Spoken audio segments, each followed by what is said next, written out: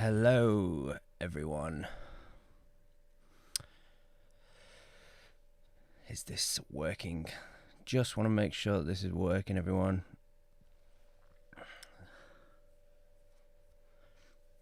little bit of a lag. What's up, everyone? I hope you're all well.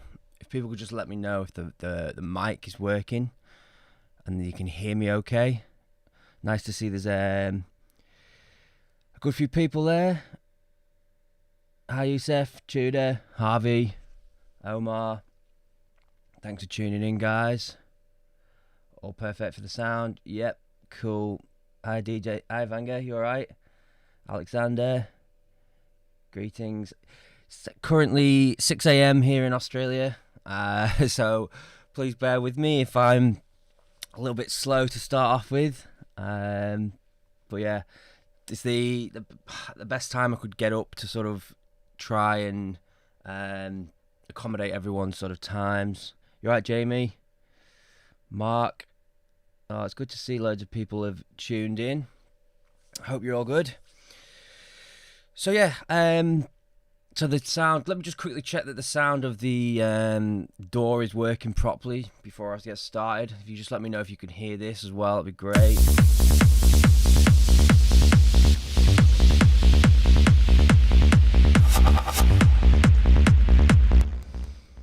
If the neighbours weren't morning people, they're about to be. So what I basically thought I would do today is, obviously I'm going to do some sort of feedback on people's tracks, not just yet. Hold fire on sending those links. Yeah, what I'm going to do is when I give the shout, if some people could drop their SoundCloud links, not just yet though, please hold fire. And what I'll do is I'll pick some at random throughout the session. But yeah, I think today I want to do a follow-up of my track Going In. which is actually this track here. So what I've done is I've basically pulled up the old project file, and obviously with a follow-up you want to sort of have some sort of similarities to it. So, and generally the ones what I feel with the follow-up, it should generally be sort of the main sort of elements to it that slightly change but still have the same sort of characteristics. So if you've not heard that my track Going In yet, it's basically just built for the club. Basically it's just there, heads down, sort of tech trance, nothing too sort of airy fairy, just hence the name Going In, really. So I'll give you a little playthrough of it. I've actually done a tutorial on this on the website, where you can see how this whole track was made from start to finish in heavy detail. But I'll just give you a little quick sample of what it is and what I'm going to sort of be doing start a follow-up on today. All right, Lee, Paul. So yeah, so this is the track that I'm going to be doing a bit of a follow-up to. So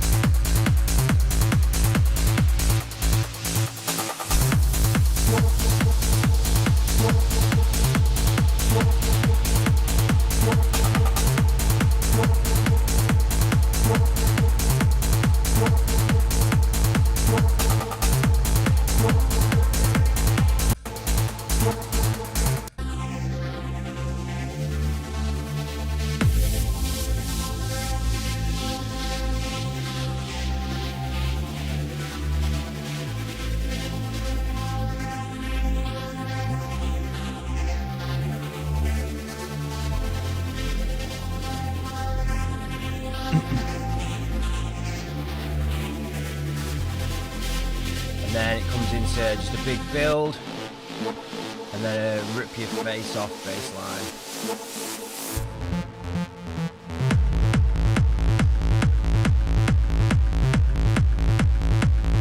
So old school sort of tech trance.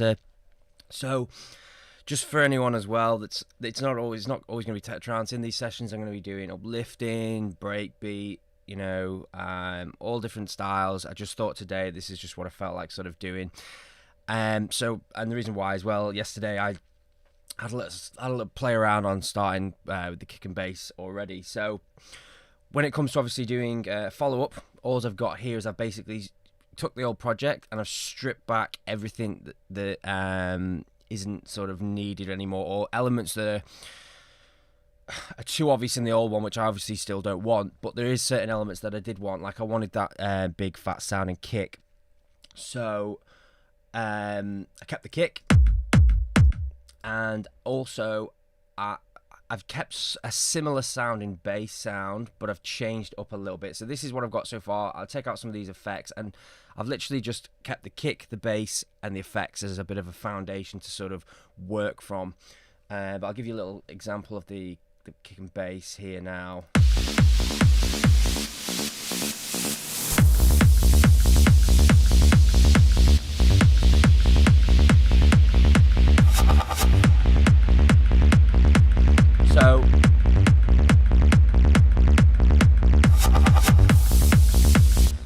So you can hear it's quite similar, but I obviously need it to be a little bit similar because it's obviously a follow-up, but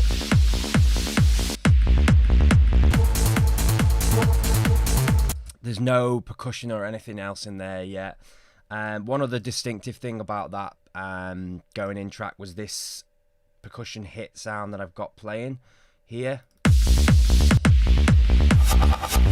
All I've just done there is reverse it. I'm not going to keep it, but it just reminds me that I want to put another distinctive sort of reverb, percussion hit in there. What am I about? Reverb. Percussion hit like this in there. Again, just to... So that was the original one in Going In. I also had this big synth stab Oh, I've changed the key on it to see what it sort of sounds like, but it's basically a big reverb synth stab. So gonna do something like that as well. Just kept them in there, muted them, just to remind me that those are the sort of elements that need to go in. Okay, so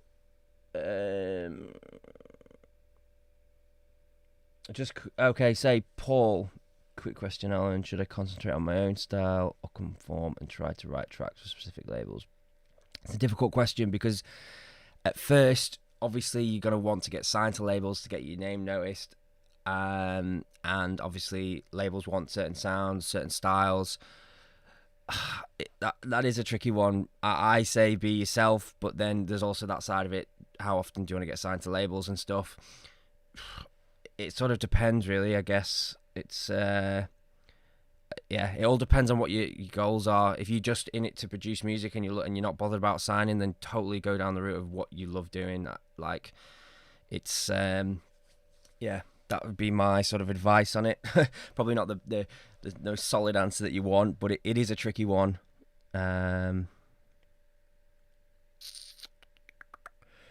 Okay, cool. Yeah, definitely just be original, but as you say, you've got that other side of it where you try to be original, and then tracks just don't want to, labels just don't want to sign your tracks because it's too different or whatever. So there's a fine line. It all just depends on your goal, really.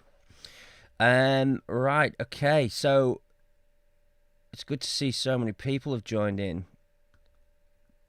So I think what I'll do is I'm going to try to answer as many questions as I can, but at the same time I also don't want to lose my flow too much.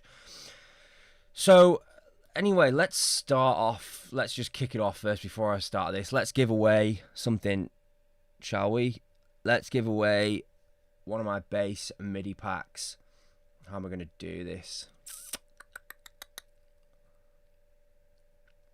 Okay, so first person to tell me in the chat, I did a remix for Ben Nicky and James Diamond a couple of years ago. What was the name of the track? First person to say it will win a pack. A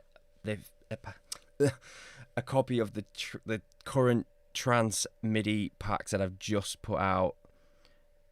There. What was the name of the track that I remixed? It was for Ben Nicky and James Diamond at the time. If no one gets it, I'll give some more opportunities to to win some stuff later on.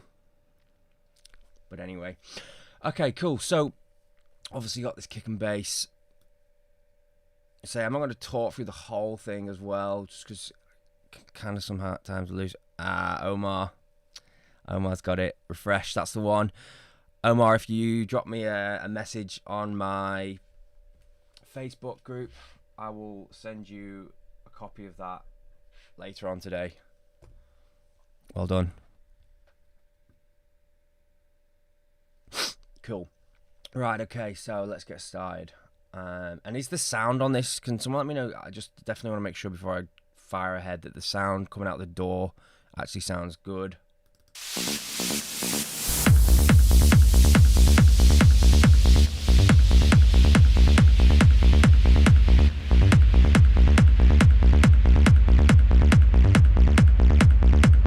Does that sound okay?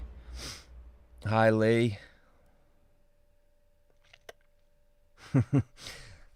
15-year-old trans producer here. In good time. Tudor, in good time. Right, sweet. Let's get started then. Right, okay, so I think what I want to do first is get some sort of percussion in here. It's sounding a little bit bare at the moment. I'm just going to move this so I can see everyone's chat and stuff.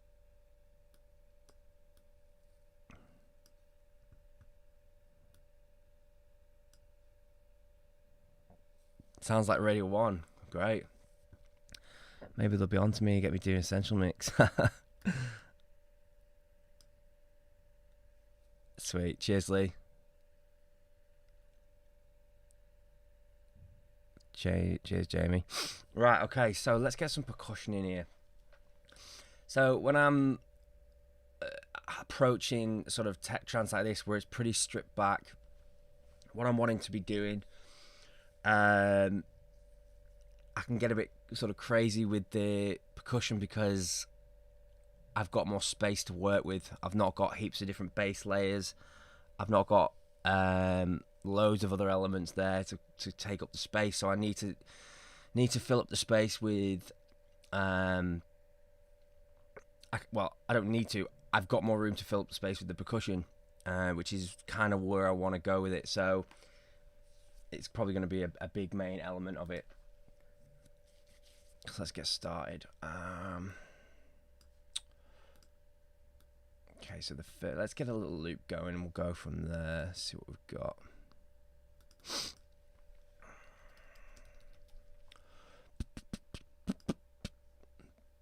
Let's see what perks we got here. Let's do it.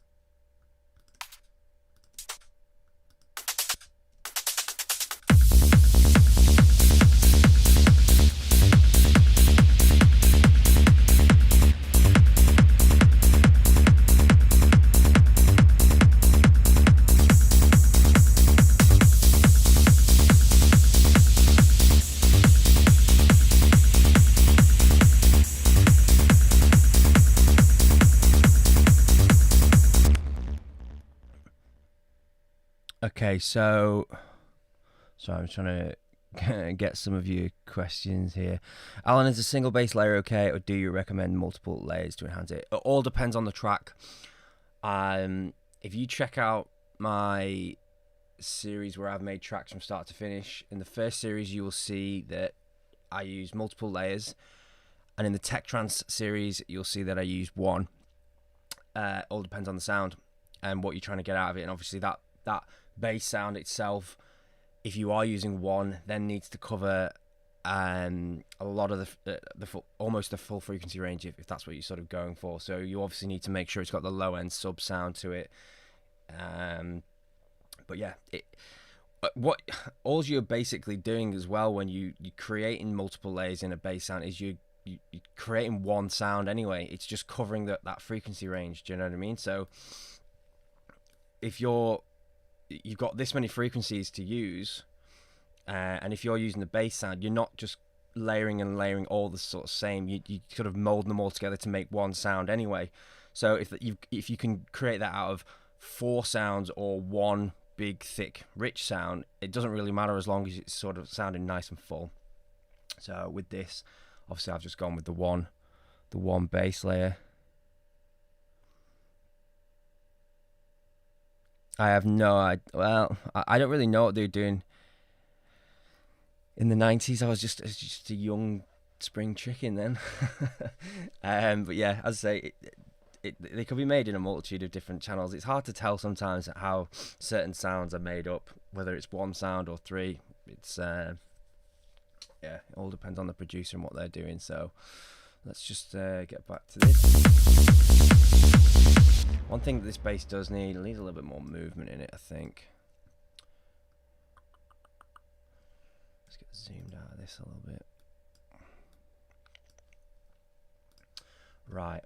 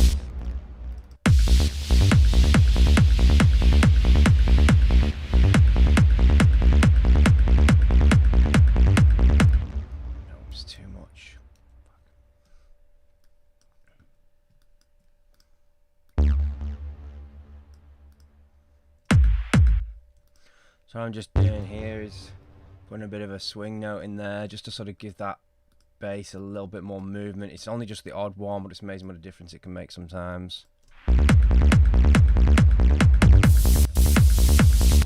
Sometimes it can also be a little bit too much. I'll just test it with a kick.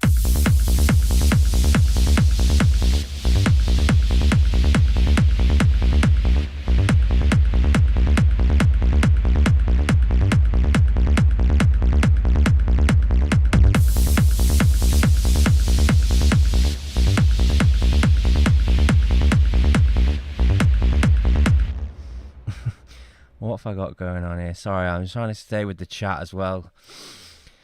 Excellent explanation, guys. As someone that wants to learn to trance music,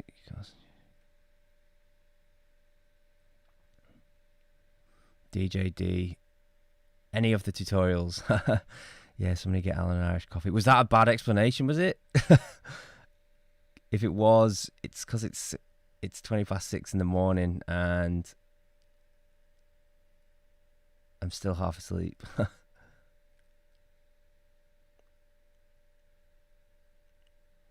Yeah, what Lee says, buy all of them. And yes, the door doesn't matter.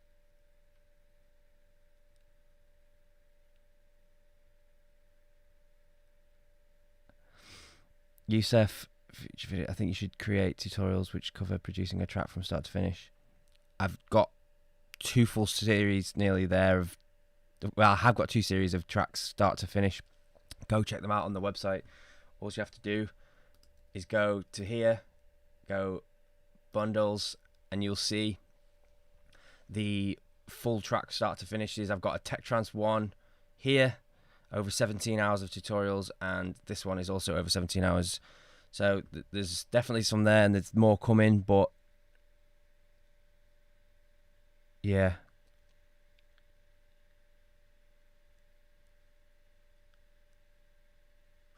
Andy, in terms of the bass notes, it's a difficult one. I assume you're talking about when the bass changes, say for example in a drop where you've got like a melody and you've got your progression changing. Yeah, some basses will have a lot more issues than others. This is sometimes again why when I'm creating tracks and the order that I do it in, it's kind of like I'll have my melody or my kick and bass first so that I can then test the progression that I've got with my melody with my basses,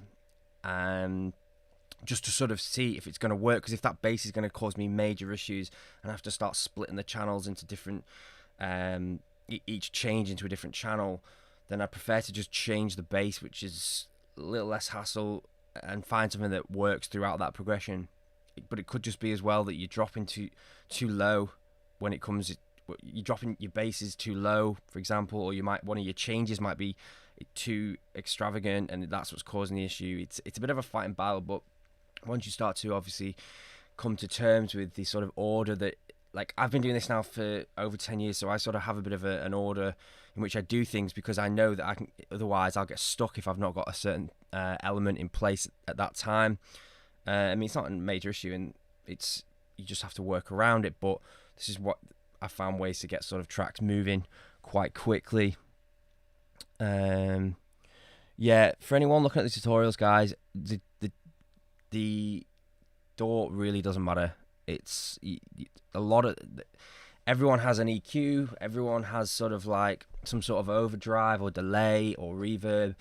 And what I try to get across to a lot of people that buy my tutorials is, if you're looking at me using a delay, don't worry about the exact same settings that I'm using. If I put a delay on something, it's because I'm trying to get a desired effect. I'm trying to get some atmosphere in there, or trying to get some movement in it.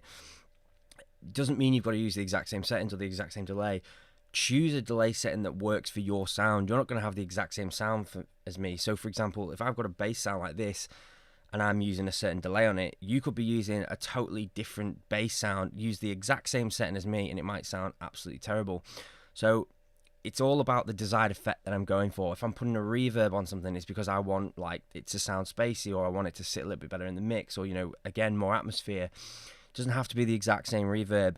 I think as producers, we all sort of watch people do things and we're like, oh, I want to get the exact same sound. But if you can try and get into the habit of, you know, listening to what's there and understanding, right, okay, why has that person done that, and then creating it yourself, but, you know, creating your own atmosphere and your own delay, it's going to make you your own producer and not just a carbon copy of someone else. My tutorials were never put out there for people to copy exactly what I've done, because you're just going to sound exactly like me. And by all means, people learn doing it that way, and that's totally fine.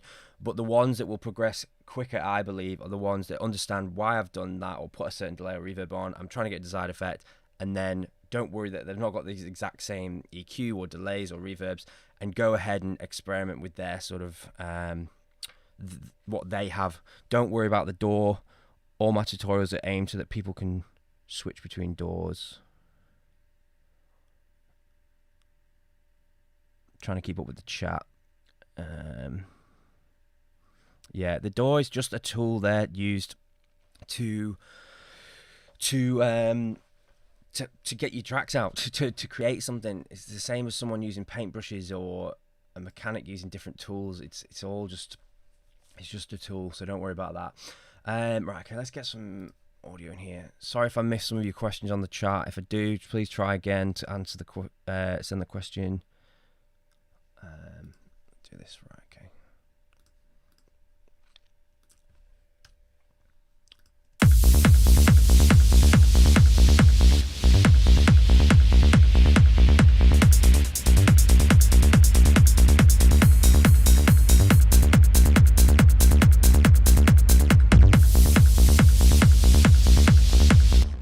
Right.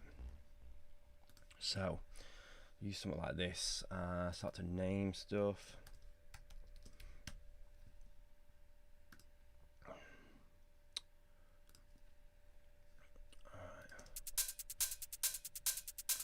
So first off, just getting a nice little loop in there.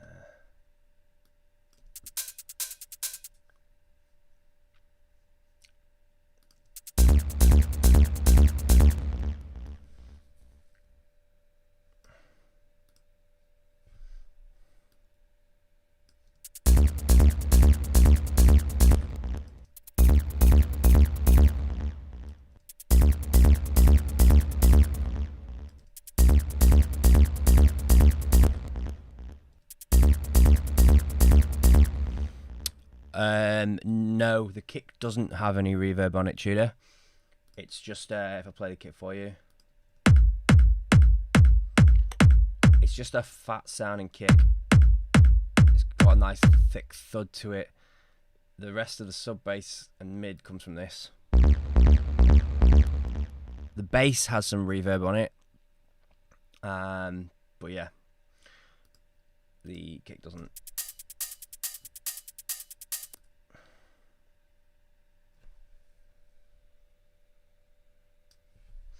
As well, guys, I know you see me using Logic here. That's not going to be the same for every session. Some sessions I'll be using ABLETON. Sometimes I'll be using Logic. Trying to accommodate everyone as much as I can, but it's not always easy.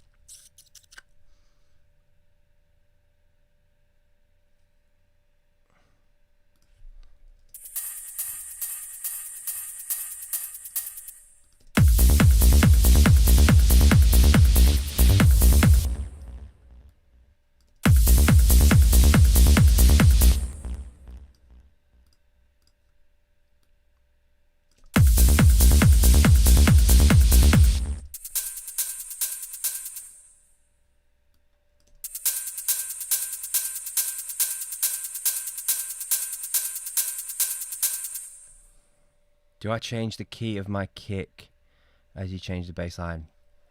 No, because my key, the key of my, the key of my kick will fit into the scale that I'm using. So for example, if I'm using A minor, the A minor scale, let's say for example, if my kick doesn't fit on all of any of those white notes, I'll change the kick. For example, let's say the kick sits on G sharp. I'll change it to either come down to sit in the scale. So as long as my kick is in the scale, when the bass notes then change between those different notes in the scale, it'll stay in key. Never change the kick to suit the bass. My bass is to suit the kick. No, sorry, the kick always stays the same. The bass notes change around it.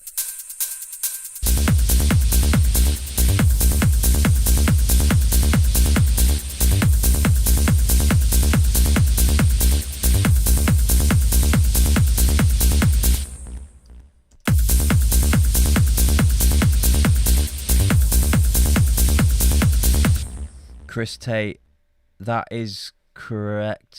Things bring everything else. It's been the same level as the kick in span, is that right?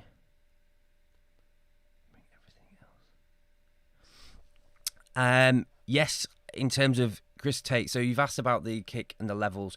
So the kick is generally the main level, but I don't bring everything to that, because then everything's going to be the exact same level as the kick, and you don't want everything the same level as the kick. You're definitely going to want things quieter, sitting further back in the mix.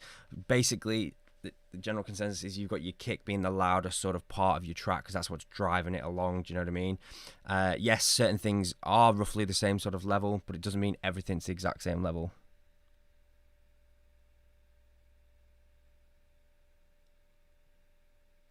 Joe Worrell, yes, mate. Of course, as I say, at first it is a good idea to sort of follow along with what I'm doing. Obviously, take note of everything I'm doing, and then as you get more comfortable with the tutorials and you start to, you know, understand exactly what it is that I'm doing and the reasons why, that's when you can then sort of go off and veer off on your own. As I say, everyone learns totally different. Some people do learn a lot by recreating. Like when I first started, I would try and recreate some of my favorite producers' tracks, and I would try to get as close to it as possible. Now, looking back when I first started, and I thought I was close, and then I listened back a couple of years later to some of those tracks, and I was absolutely nowhere near. Due to the fact that my ears weren't trained enough at that point to not see how like far away I was at the start. But yeah, that's how I used to learn. I used to try and recreate other people's tracks and stuff, and then once you do get comfortable, veer off on your own, you know. Right, okay, so got a bit of a hat loop, but not too sure if it's going to be the right one just yet.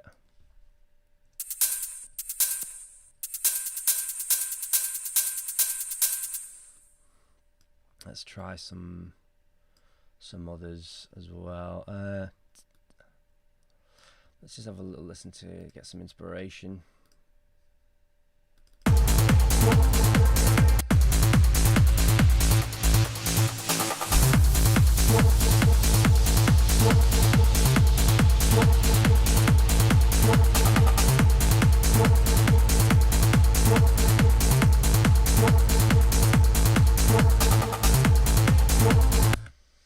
Abdul, for a better mix down, I'd definitely go and check out my tutorial on my mix down tutorials on the website. They are really in depth and go through every little sort of bit of the process, trying to explain how to do a mix down over a message. There's so many elements and moving parts to get the right mix down. So definitely go check out them if you want a full in-depth insight into how to mix down a track, a full track as well, with lots of channels. So there's the Tech Trance series mix down tutorial, and there's also the Trance one. The gain staging I go into on the Tech Trance one, and the pre-faders and stuff like that as well. So be sure to check that out. Right, let's get a bit of a hat in there.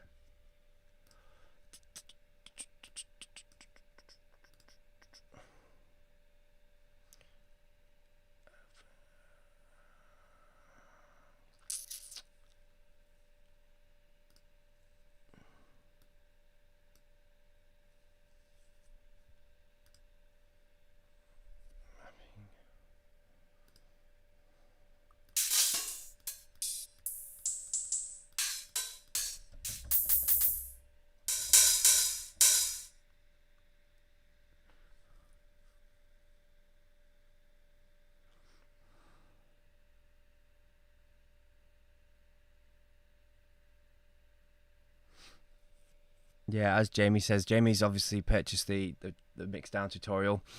There's the tech trance one and the more uplifting sort of trance, but it's the same premises for each genre. Do you know what I mean? So don't worry too much about it being a slightly different genre. It's all about getting frequencies to fit with each other, basically.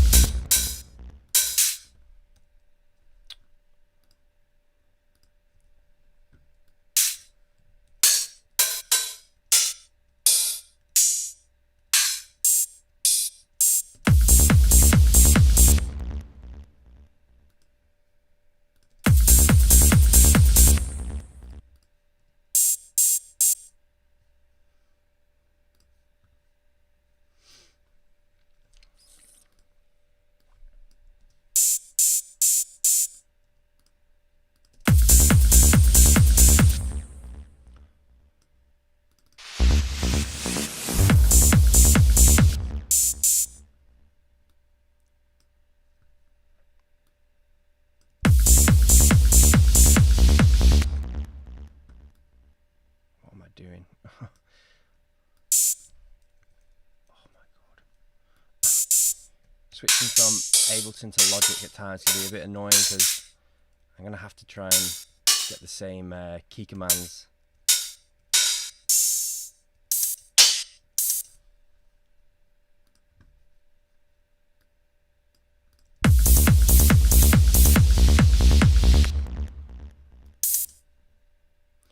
So a nice hat to come in.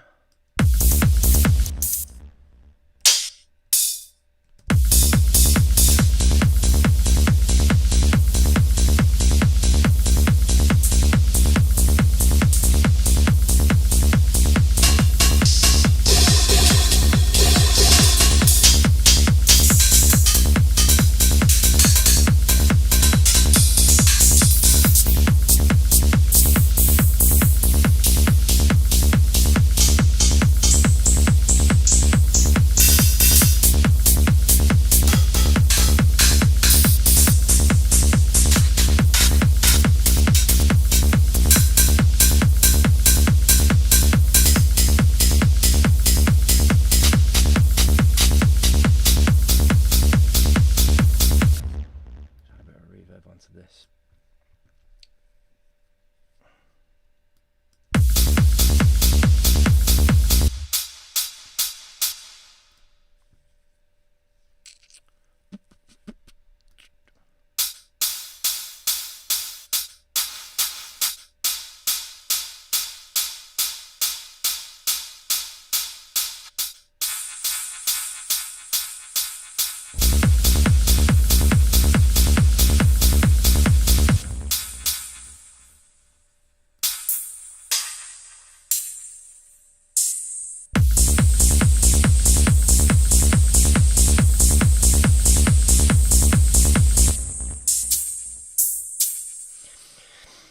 Sometimes a little bit more tricky finding the right sort of hat for a track that's so stripped back, because obviously you don't want it to sound awkward in the track, so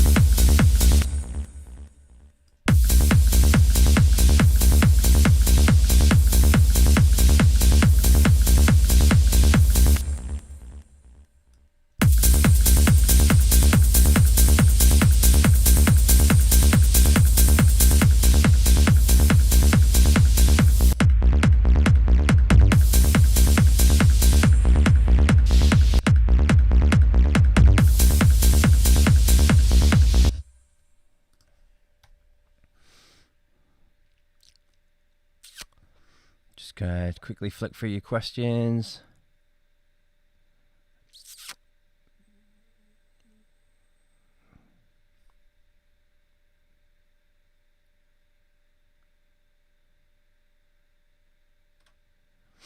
Hi Simon.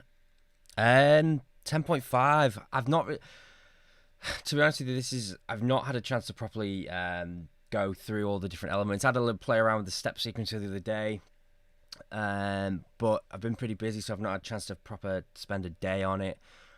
This project has just opened up in this, and I ended up saving it as this, so I thought let's give it a try and sort of see how it goes. I've heard people are having some problems with some sort of playback in terms of the automation on the EQ filters and stuff like that. So far I've not seen any issues. In fact, if anything, it seems a little bit more stable for myself, but everyone obviously is different. But yeah, thanks for joining, Simon. Hope you're well, mate. Where are we at here?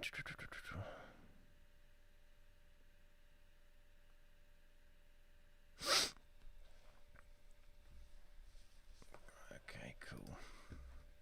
So just trying to get that nice hat come in. Obviously, it's going to be a bit of a main element, especially when you're coming through this section here and you got this double kick to come in.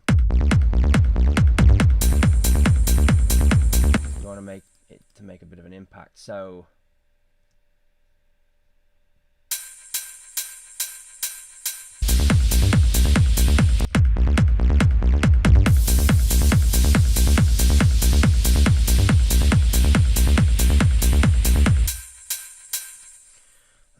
try this again and bring a sustain on the decay down.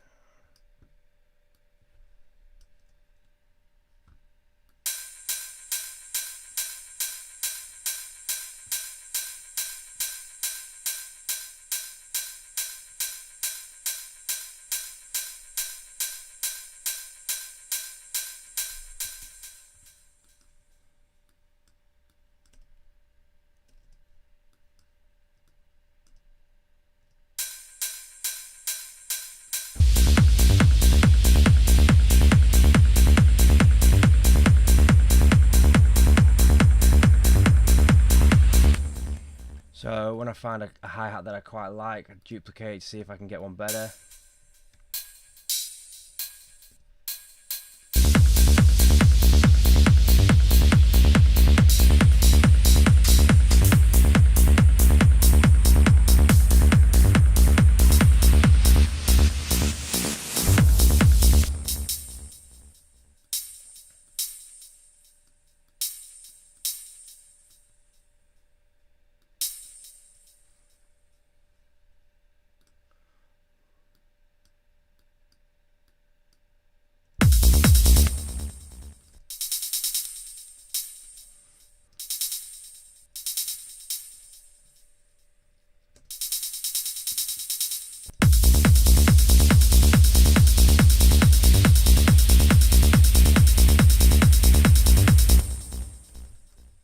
Probably going to see some issues today, I reckon. I have a feeling with with Logic 10.5.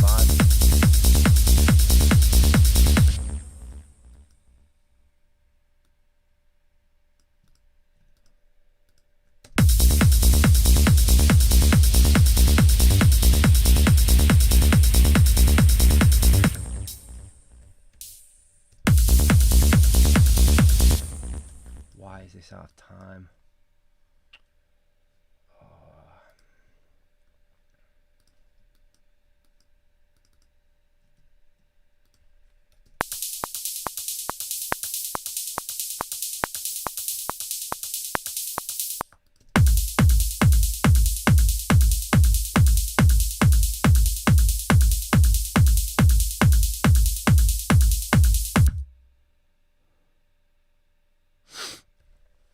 Hi Carlos. On average, how many sound banks you use for silent and spire? How many do I use for silent and spire? Could you elaborate a little bit more on what you mean by that, please, mate? I'm not too sure what the exact question. How many do I use in terms of a project, or how many do I have? How many do I turn to for my sounds?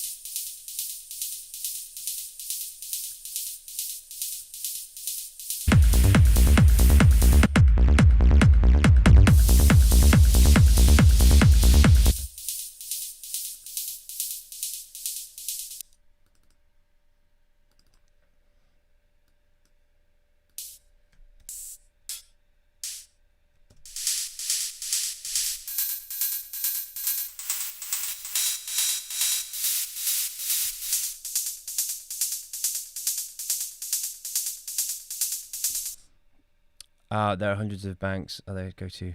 Yeah, go and get mine.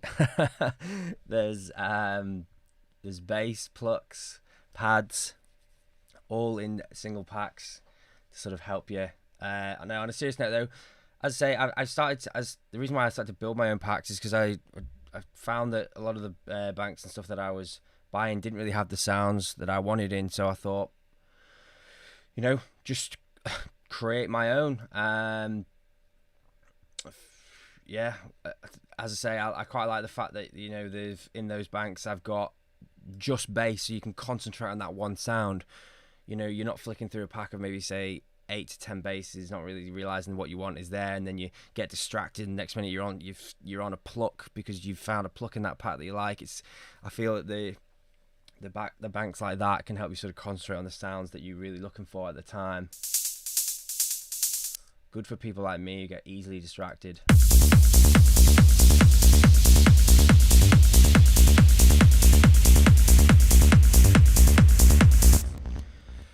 That sounds terrible.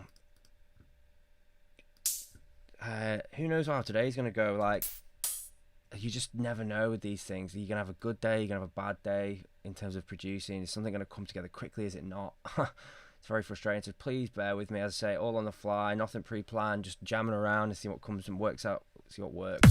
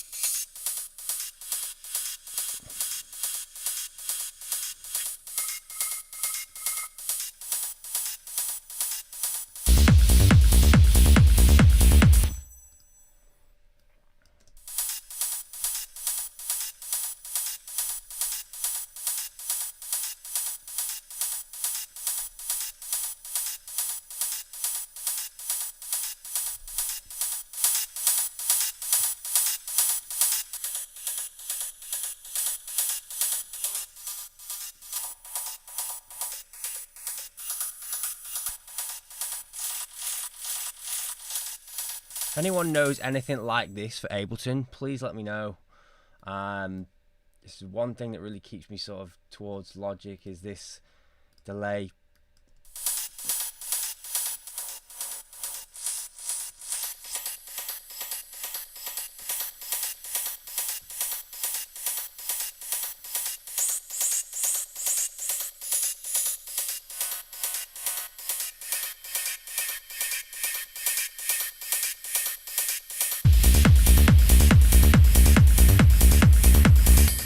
Nope, sounds shit.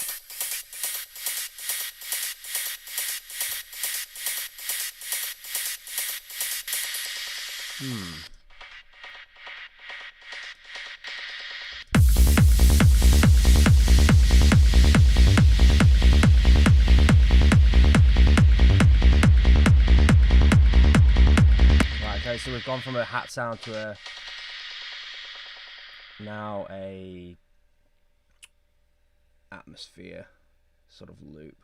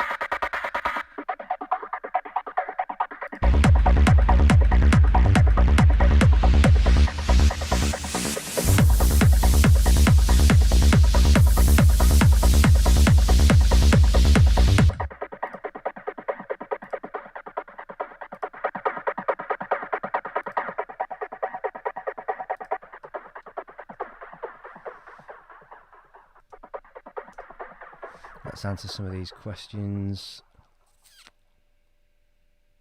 Thanks, Lee. Glad you like the bank, mate. I got a lot of good feedback from that bass bank.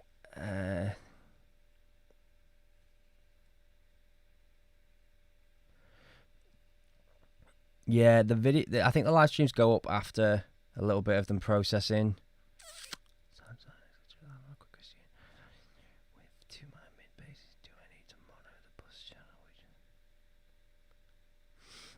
Abdul, do I need to mono the bus channel, which is inputs from the mid bass channel? From what you're saying there, if you were to mono the mid bus channel, if you were to mono that, would that not mono your whole mid bass sound? And you don't want to do that. Keep your sub in mono, and your mid bass and stuff you can have stereo.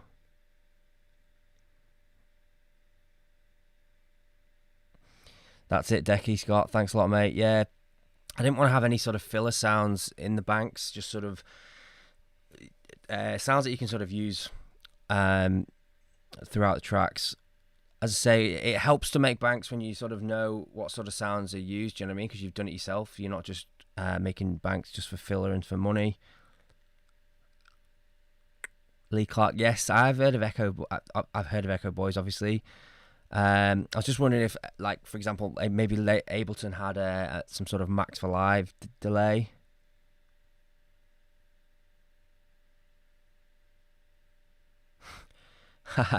Thanks, Tudor.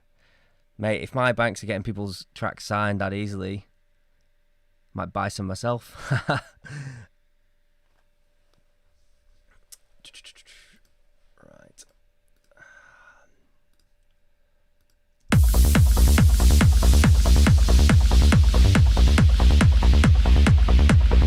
Still not sure about this loop.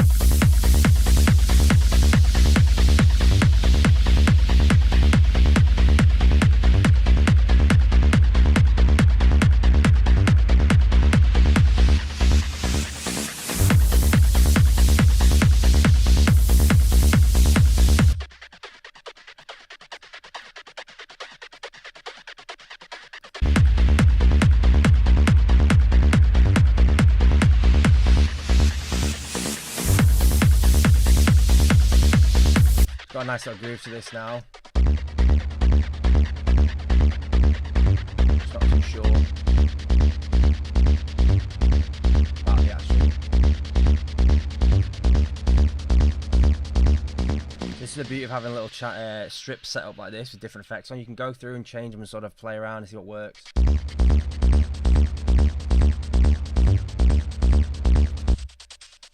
one's nice.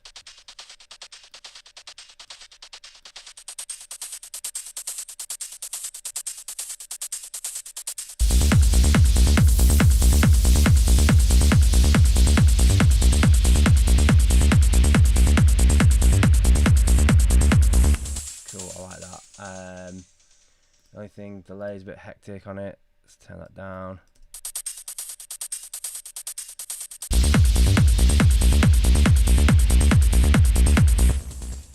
Decay on this is a little bit too long.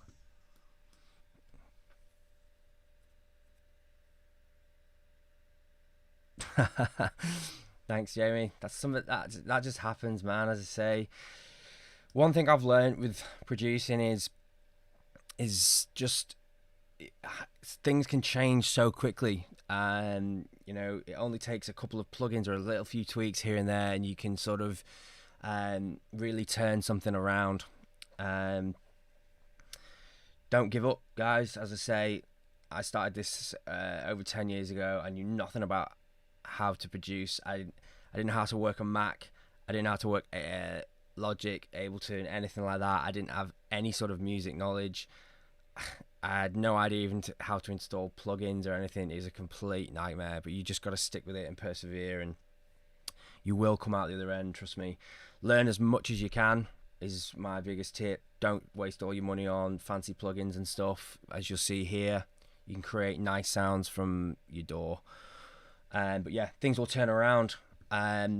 What a lot of people quit, and I understand why. I've also almost done it myself. But you just got to keep pushing through.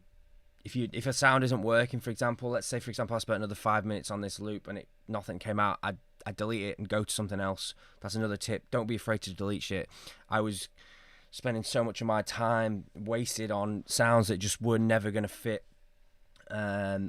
Just get in the habit. If it's not working, get rid.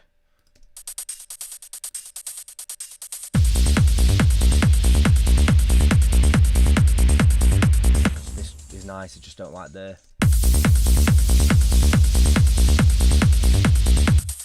And that's what I was doing.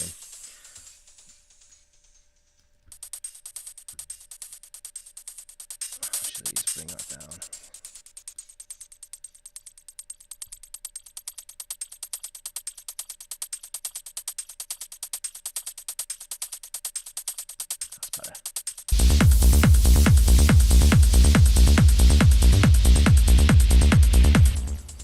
Right, okay, let's do a bit of a...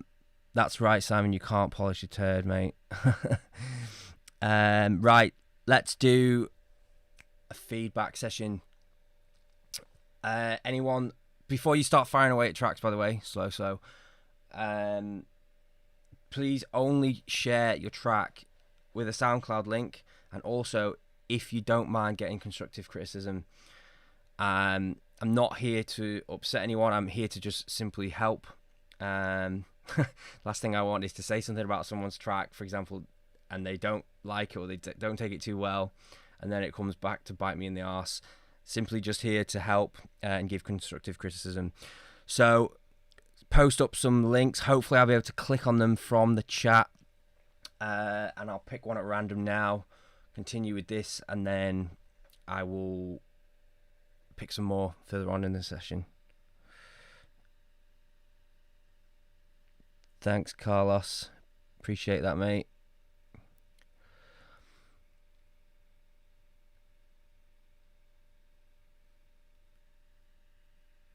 Let's have a look at some of these comments while I'm waiting for some links to come through.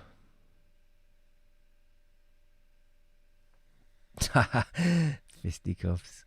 Trust me, mate, I've given some feedback to some people before, and they weren't best pleased with it, and I was like, why have you come to me for feedback if you didn't want to hear the truth? So yeah, if anyone is willing to send through a track, I'll go through it now and give some feedback. Right, okay, let's go with what have we got here? I thought I just saw a link come through. What just happened there? Are you allowed to share links here? Simon, for 10.5, I think I mentioned it before. I don't know if you were there to hear it, but yeah, it's okay. I like the new interfaces for EXS24.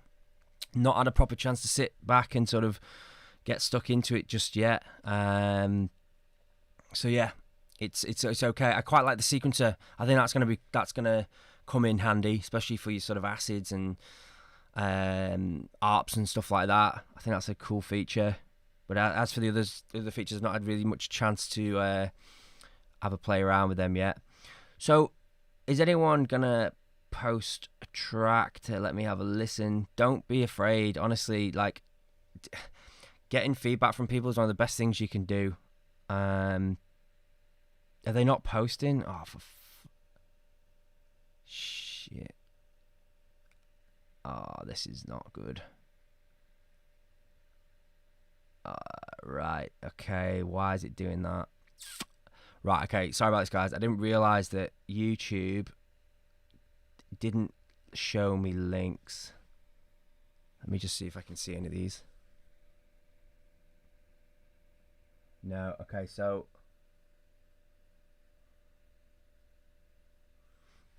finished track would be preferred, Vanga, if you can. It's hard to critique a track that's nowhere near finished, if possible. Right, okay, so I'm going to have to just quickly come up with a solution for this link thing.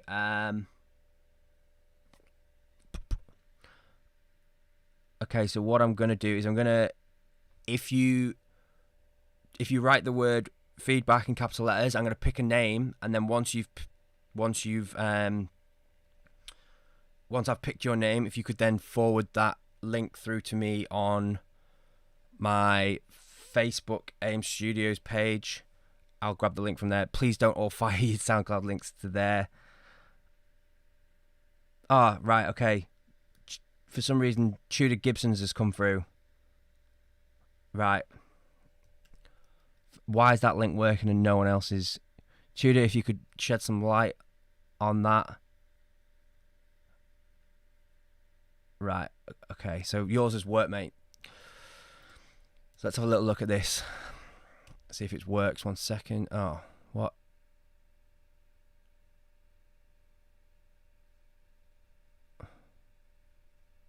Oh, you have to put .com. Oh, right, okay, I see what you've done there.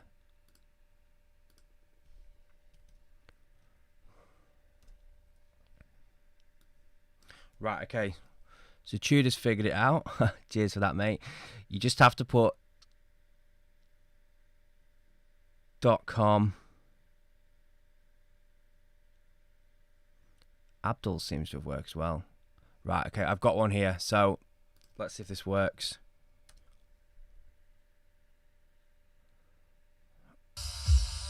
Right, okay. Got a track here. Thanks for sending that through, Abdul. Right, okay, so let's have a little listen to this. As I say, complete constructive criticism as well. When I give this feedback, some of it as well will be subjective, you know, like certain things that I will or won't like, because that's what I like. Don't always take everything that anyone says as gospel when it comes to getting feedback from people. Someone might say they don't like a melody. That doesn't mean it's not good. That just means that, you know, it's not for them. So always take things with a pinch of salt. If someone tells you that your kick is not there in the track, then it's probably not there in the track. But you know what I mean. So let's have a little play around with this. One other thing, if I play this, can you hear it? Just let me know before I start.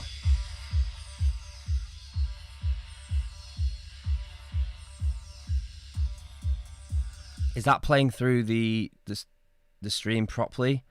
I might have to just double check that.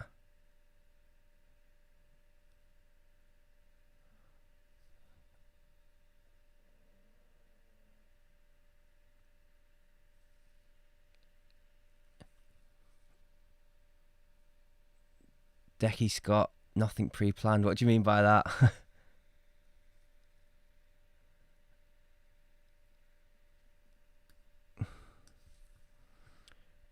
Does this go through the stream? That isn't just through the mic. I'm going to have to just quickly set up a sound source. Yeah, very quiet. That's because it's going through the mic and not through the stream. Let me just do something. 1 second, guys. I need to filter this through.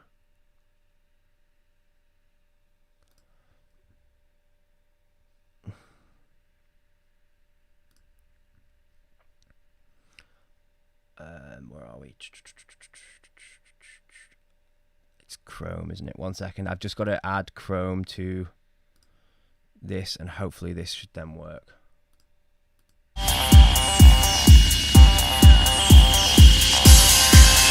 Could you let me know if that's working? Here's the wife. Thanks, Amy. I am using OBS, mate, yeah. Is this working?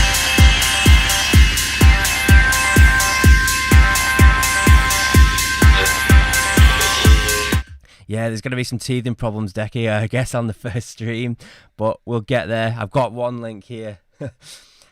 This one obviously gets the play through the great being intuitive and taking out the dot to put .com. So that's working, right? Great, sweet. Let's get going. So what I'm going to do is I'm going to listen through the track from start to finish, and then I'm going to go back and give some detailed feedback. The reason why I do start to finish is I want to hear the track flow and see where it's going before I start to comment. So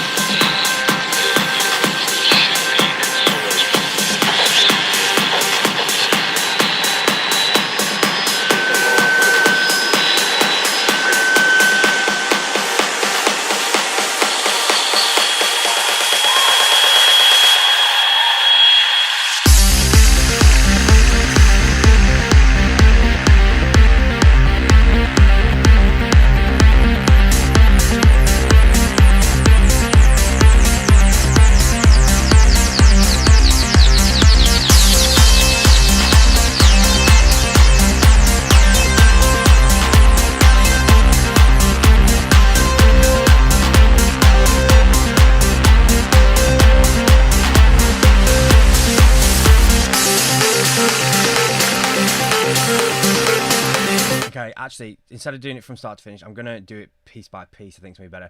So, first off, sounding nice. The only thing I would say is the kick is sounding a little bit washed out. I don't know if you've got some sort of reverb on there or whatever. Again, I kind of guess I need to sort of know where you're sort of trying to go with it as well to know if you're heading in the right direction. But to me, the kick sounds a little bit washed out. It seems like there's a heavy amount of reverb across the whole track.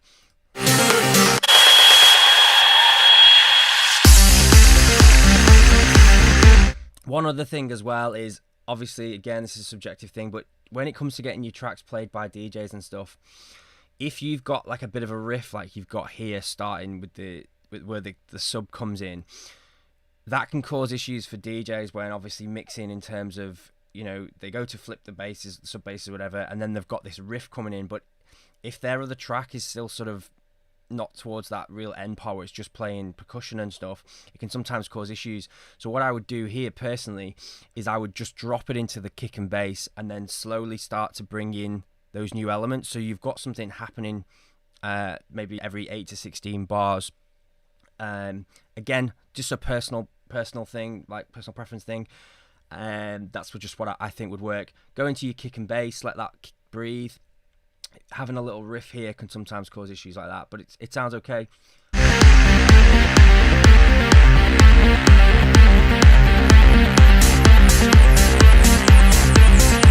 I think that hi-hat could be a touch louder.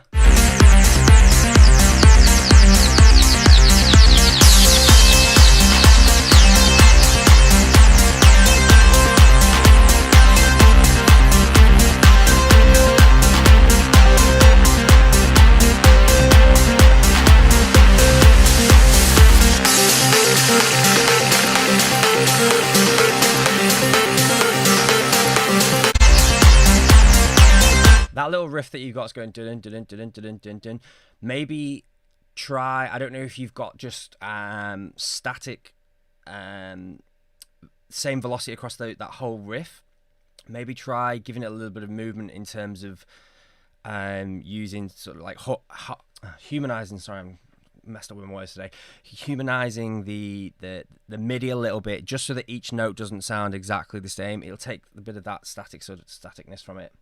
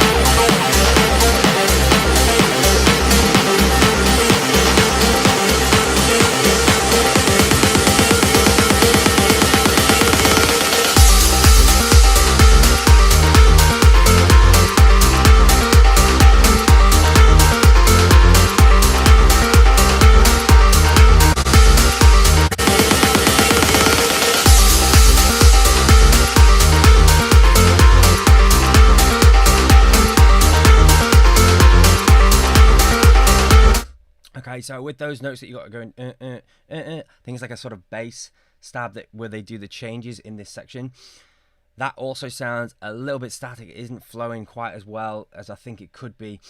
It could just be the bass changes. What's the best way to describe this?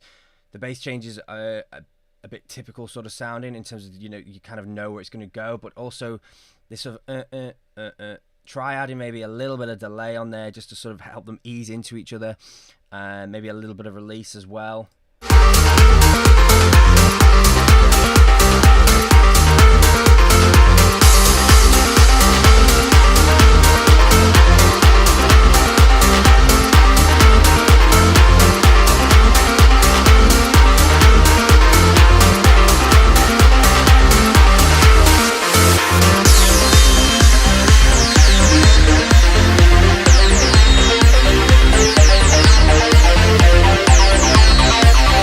Kick definitely needs to be punchier as well. That's getting washed out with the rest of the track. It sits quite far back in the mix, as opposed to sort of like being there in the driving it.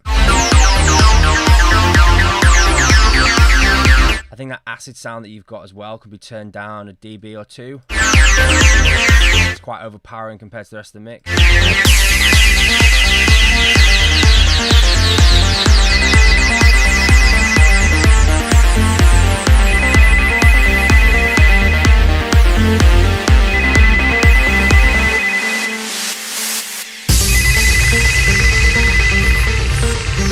Quite like that cool little phone ringing effect. That's I'm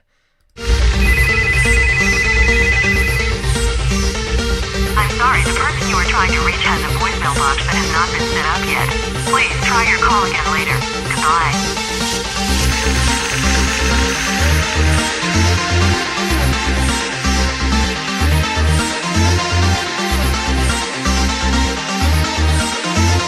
I like those changes.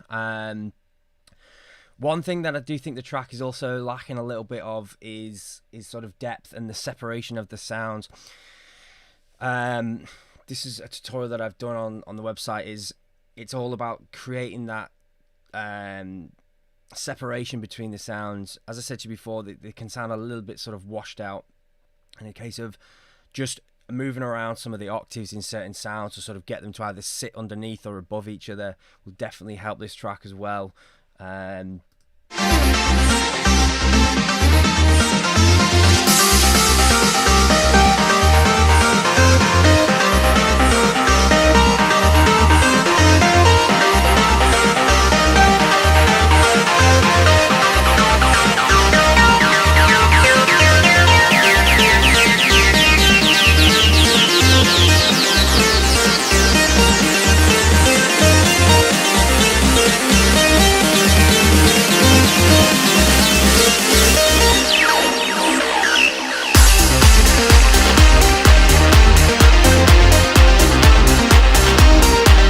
think the build-up could have a bit more tension in there. Maybe work a little bit more on some automation of this. That sort of sound there. Maybe go a bit more crazy with your sort of automation, filtering it down, taking that, adding, creating more delay, build-ups through it. Sorry, and what else? Filtering stuff out, just to sort of create a bit more impact in the drop. As you can see here, it might just be the SoundCloud audio file, but if you check out what the audio file actually looks like, your build up is quite close to the volume of your drop, so it's going to be almost a sort of bit of an anti-climax when it comes to your drop.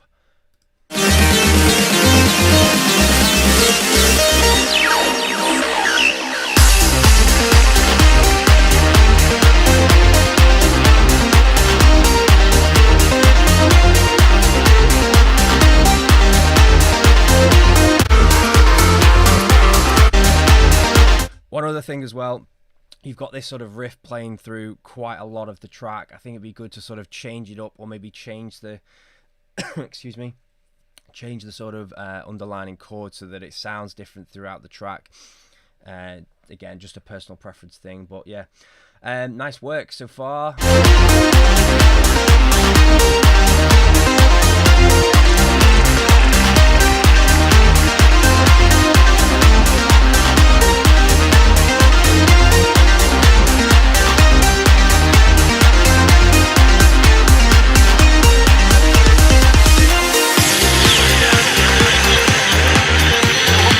Yeah, so good work. Sorry, excuse me for this. It was Tudor that sent this through, right? Is that correct? Yeah, good work, man. As I say, I think the mix down needs a little bit of work in terms of tightening up. The problem when you have these softer sounding kicks, and then you have this like sort of a lot of reverb, it can sort of sound a little bit washed out at times. So just be aware of that as well.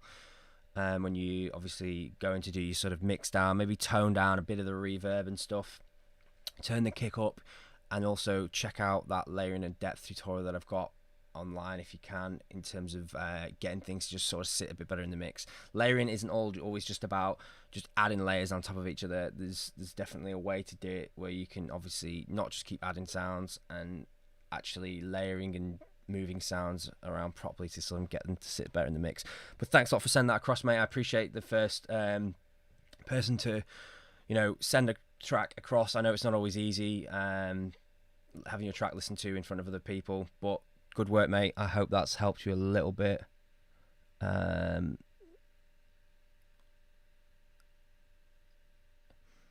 the wife's on it. Right, okay. Yeah, let's do it through SoundCloud, because thanks for the alternative, Amy. But I don't want to get lost in Facebook. Send it to me on SoundCloud if you can do, please, guys. I'll pick some through there. Probably the best bet. This is what we'll do in future. I'll pick some through there. So we'll do one more, and then I'll get back onto my track. And then we'll do some more during the that time. So if you do want to send them, go over to my SoundCloud, send the link through there. Let's see what we've got here. Let's just go with this one. Right. Thanks for sending this across, Ryan K. Oh no, sorry, it's not Ryan K. It's Atham Remix. Sorry about the hiccup with the links, guys. I didn't realise there was going to be an issue with YouTube not sending across the links. But yeah, what we'll do in future is I'll get them across to my SoundCloud. So let's have a listen to this. Thanks for sending this across.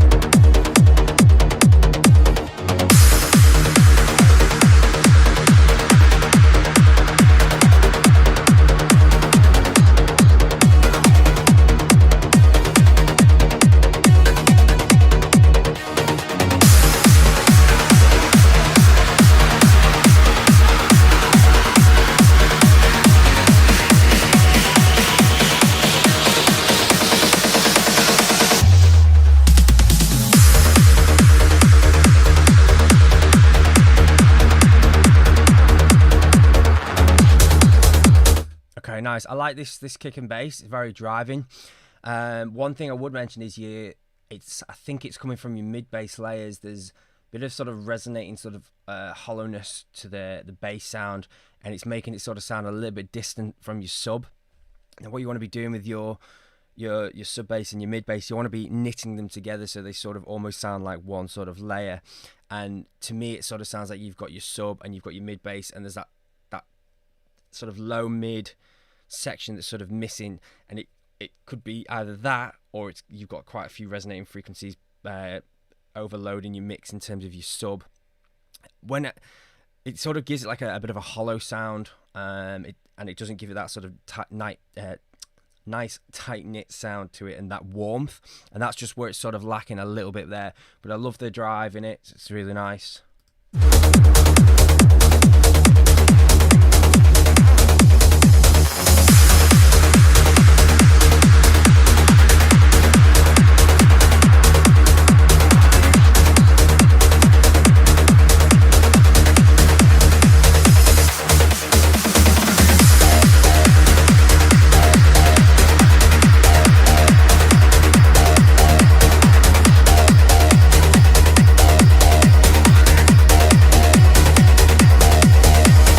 Like that acid sound that you've got playing, that little stab. One thing I'd maybe try just to give a little bit more movement in is try a little bit of tremolo or sort of auto pan on each side, just to sort of give it that little bit of extra stereo width and movement to it. Sounding really nice.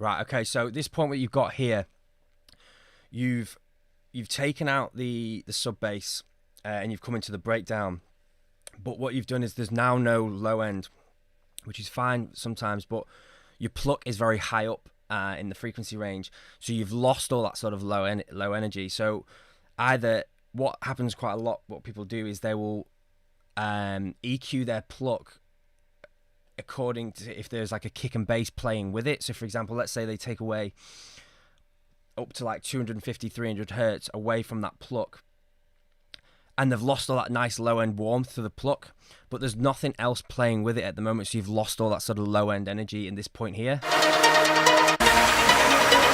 So the mix has gone from sounding nice, quite thick and full, to sort of a bit thin in here.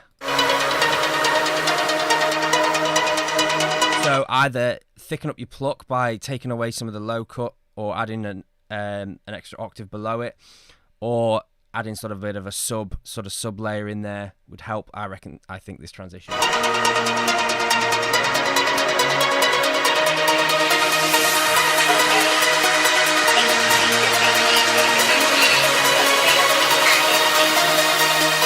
Yes, Harvey, I'll be doing more throughout this feed. So, yeah.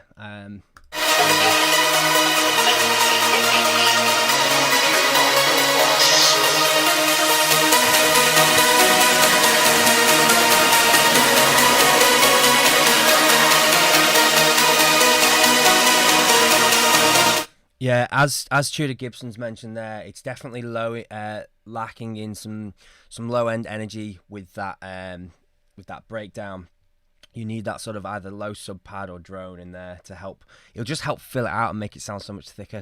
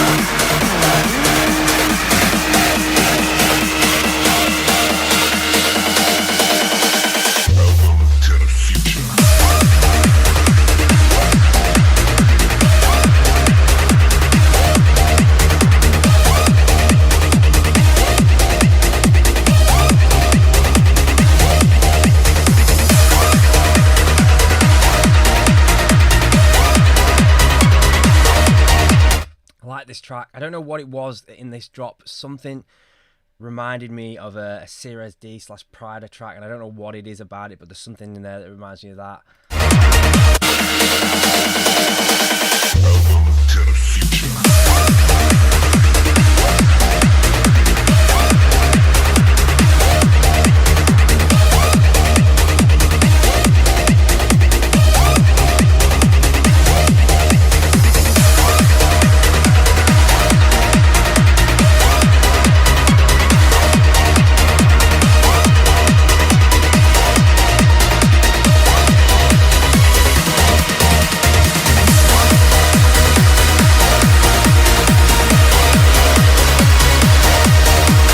Like the way that your intro pluck as well is all working together with the melody. Really like that. It's a really good way to step up the sort of drop, you know, to bring that back in and for them to work together. Big fan of that sort of stuff.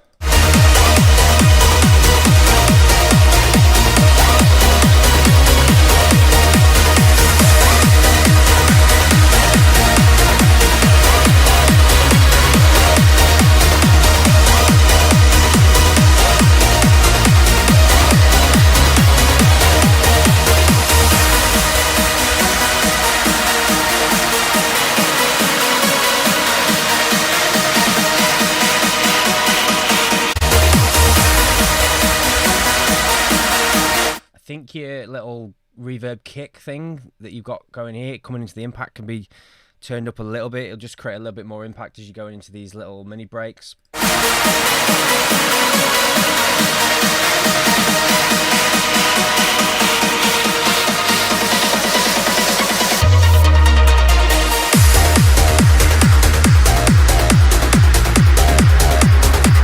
Sounding nice, man. As I say, just check out that bass, see if you've got any resonating frequencies in there that's causing the issue. It's just creating a little bit of hollowness to it, but other than that, really nice track. And also those lower frequencies in that breakdown to sort of get that filled out a little bit. But thanks a lot for sending that. Appreciate it. I'm going to do some more feedback sessions soon. I'm going to get working back on this track. But yeah, thanks a lot for sharing, guys. I do appreciate you obviously doing that for me. I will carry on. And yeah, thanks a lot. I hope you're all enjoying the live stream so far, guys. Thanks for bearing with me and stuff. Obviously, I'm just trying to do bits here and there of everything. I will be doing some sessions as well where I literally just make a track and just carry on just working on that. Maybe not too much speaking and stuff, but yeah, if you've got any other suggestions as well, feel free to fire them over. Cheers for that, guys. Let's go back onto this. So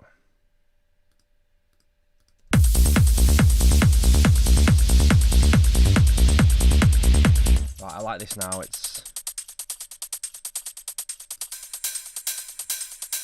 But this doesn't work with it now, so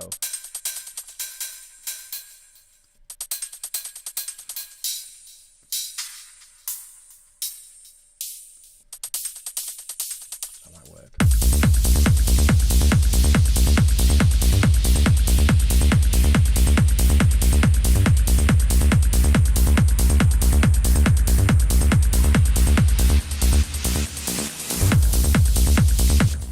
Right, okay. So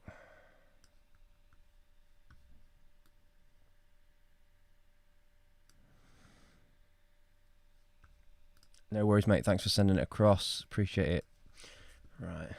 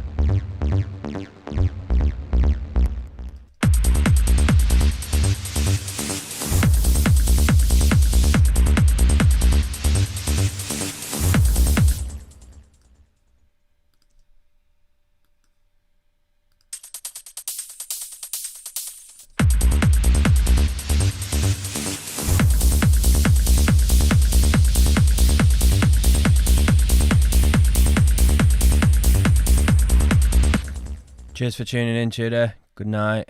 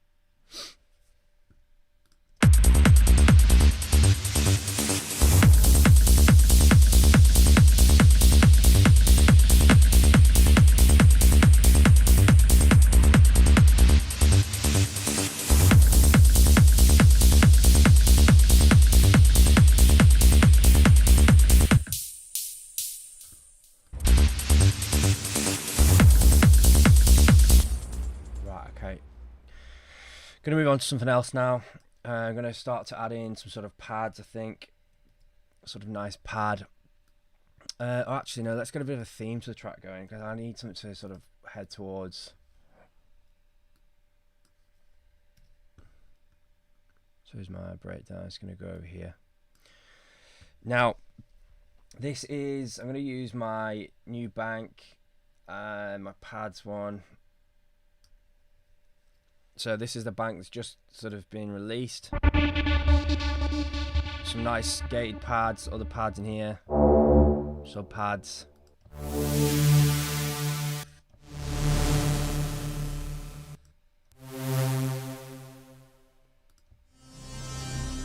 Where's the low pad?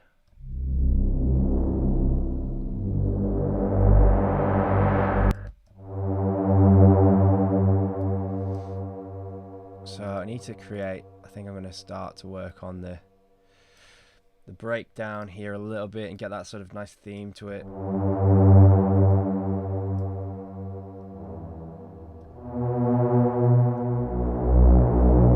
Let's just get a bit of progression going.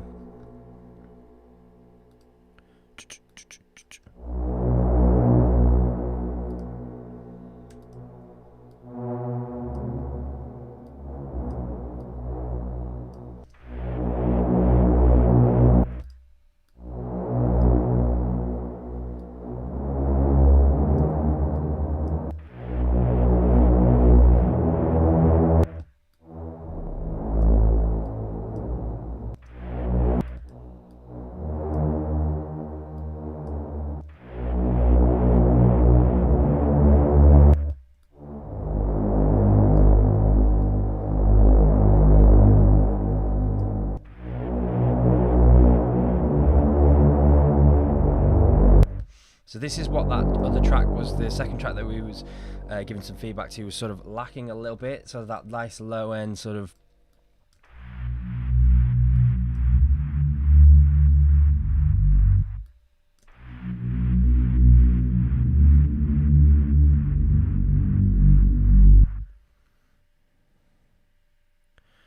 Just going back to some of your questions. Alan, you have 3 separate tracks on the one piano roll. What do you mean by that? If you don't mind elaborating a little bit more, please, mate. Thanks, Lewis.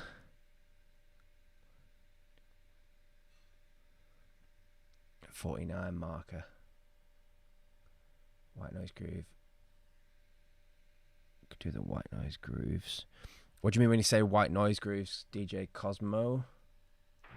It's not finished at this point. As I say, I've just got the sort of basis of it down. I've not put like the impacts in the proper spaces yet. As I said, for anyone that's just joined, I've stripped back my old track going in and took out the main elements that I think that I need to create a follow-up. So that was the kick, slightly changed the bass up and stuff, kept some of the crashes and stuff like that, just sort of keep it down the same sort of route. But yeah, it's not completely finished yet. I kind of work as like, do it in a bit of like a bit of a jotter form in terms of I get my ideas down, sketch down, not perfect sounding just yet and perfectly mixed. I try to separate the ideas section from the mixing sort of and arrangement stage. And then once I've got all my elements there, I find it's much easier to then arrange the track. Because you've actually got elements there to sort of move and bring into place. Do you know what I mean? If you're trying to arrange a track with no elements, sometimes it's very difficult. I know people do work in sort of a linear fashion. I just don't. I never get inspired by doing it that way at all. I always need the elements there. But yeah, I think he means you have different samples on the sampler.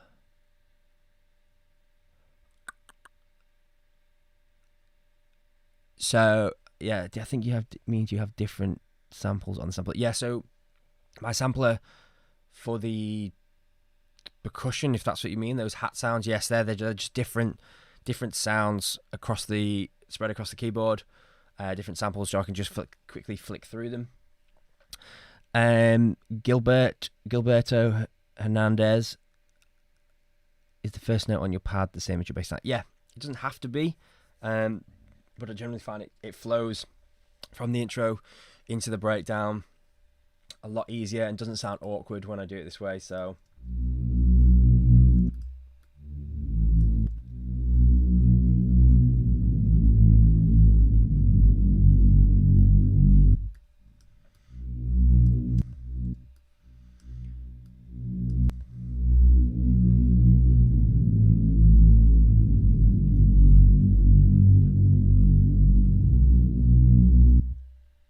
let's try a different pad sound.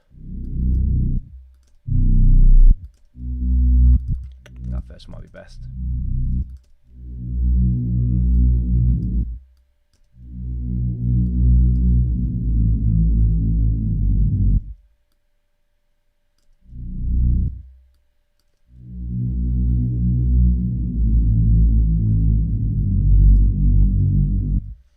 Again, guys, I know that people are like, oh, it's clipping and stuff like that. I'm not worried about that sort of stuff just yet. At the moment, I'm just trying to get ideas down. As I say, I separate my mixing stage from my, especially when I'm trying to get ideas down. I don't worry about the levels or anything like that just yet. It's such a vibe killer when you do that. Well, it is for me anyway. Let's see.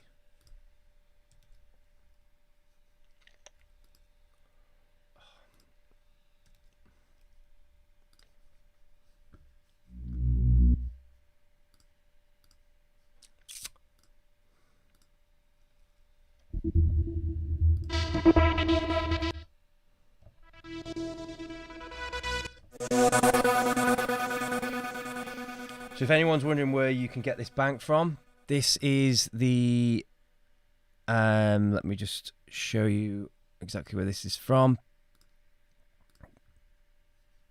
This is on the website. This is in SOUNDBANKS, and this exact bank is this one, the Allan one, Trance pads. 28 different sounds in there.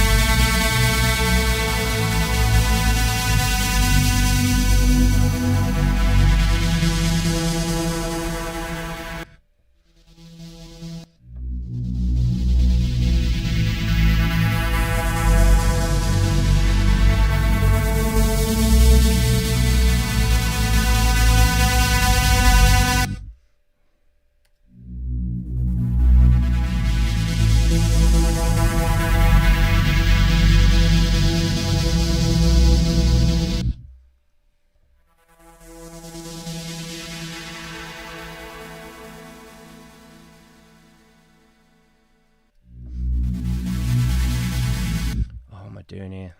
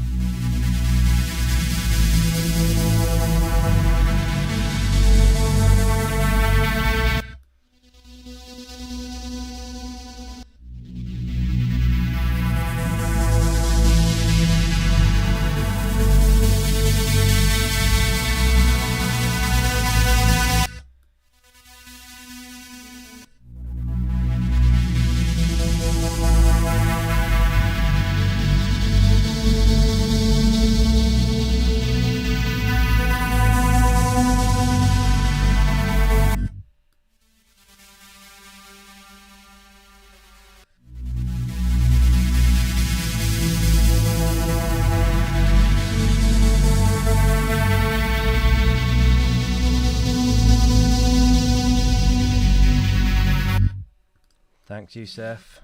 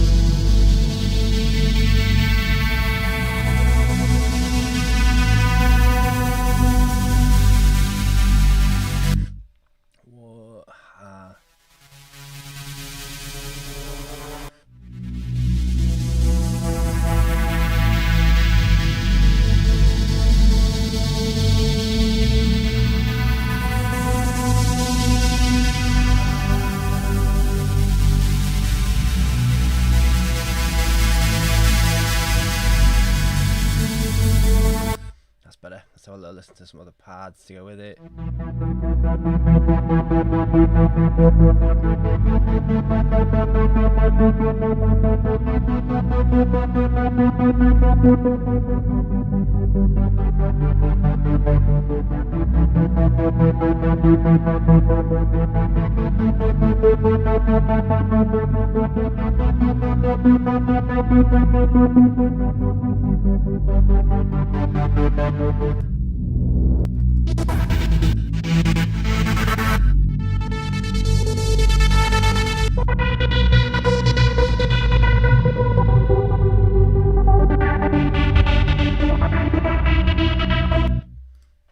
So it's going to get these pads to flow nicer.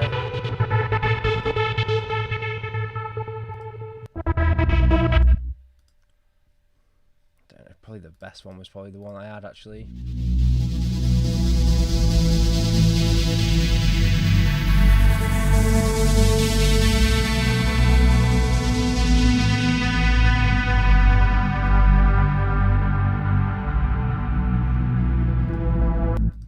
Right, okay, so I just want to check something now.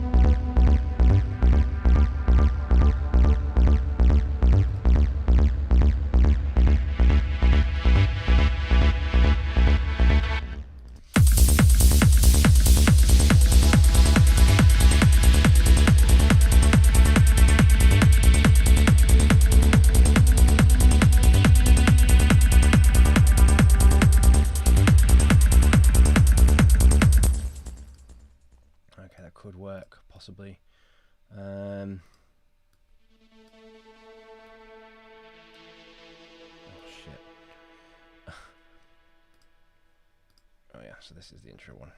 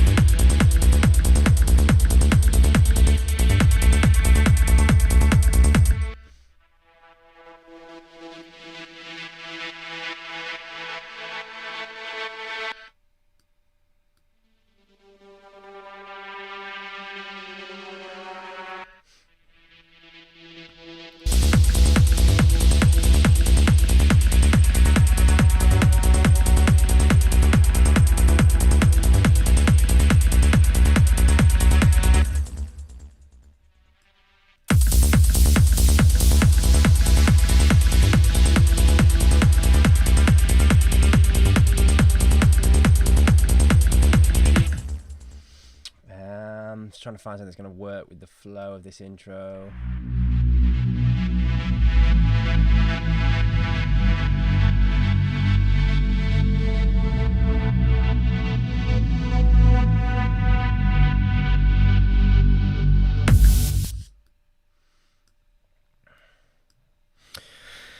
Let's answer some questions. Let's have a look at what we've got here as well. Thank you. How's the two guys? How is there two different sounds on the one piano roll with silent as the instrument and not the same as not sampler?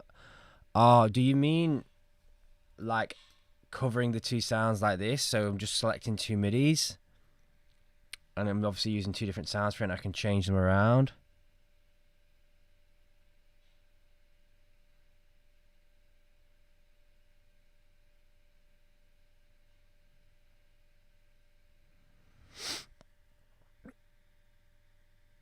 Hi, Hoang. How are you? I think that's how you pronounce your name. How are you, mate?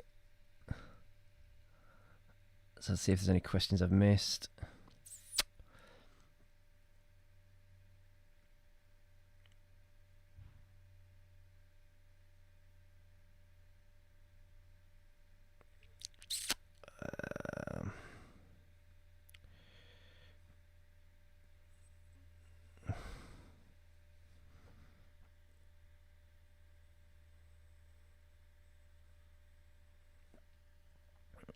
Right, okay. Does anyone have any sort of questions in terms of production that they want answering?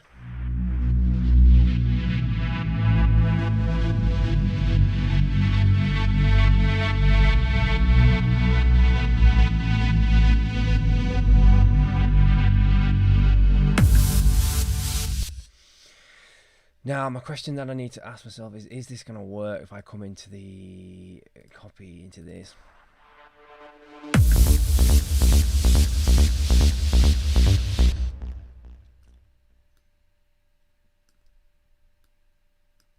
So what you see me doing here is I'm just testing elements to see if they're going to work. So for example, if I know that I'm going to use this bass to build up in a build up to then go into the drop again, I need to test if it's going to, if the transition is going to sound weird.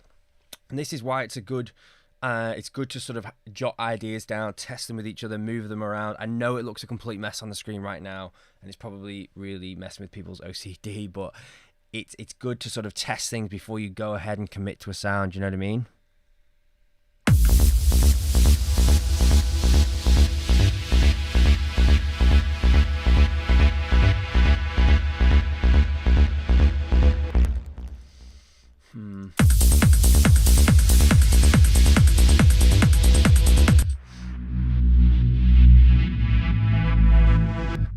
That's too loud for a start.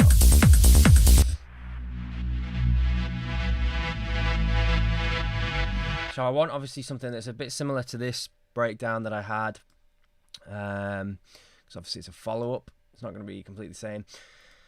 For anyone that's just joined in, this is my going in track. I actually done a series on this, a tutorial on this actually, where I go over this full track in heavy amounts of detail as to how this track was produced. Check that out on the website. It's Allan Morrow going in, and it's part of the How It Was Produced series.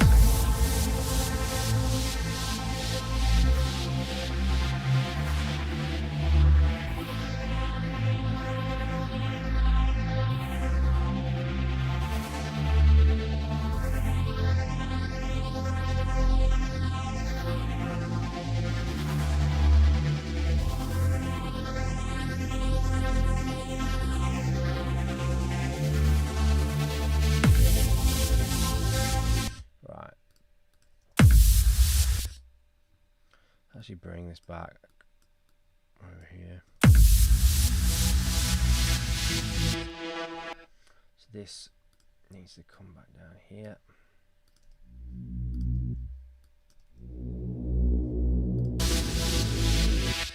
Gonna help these transition in.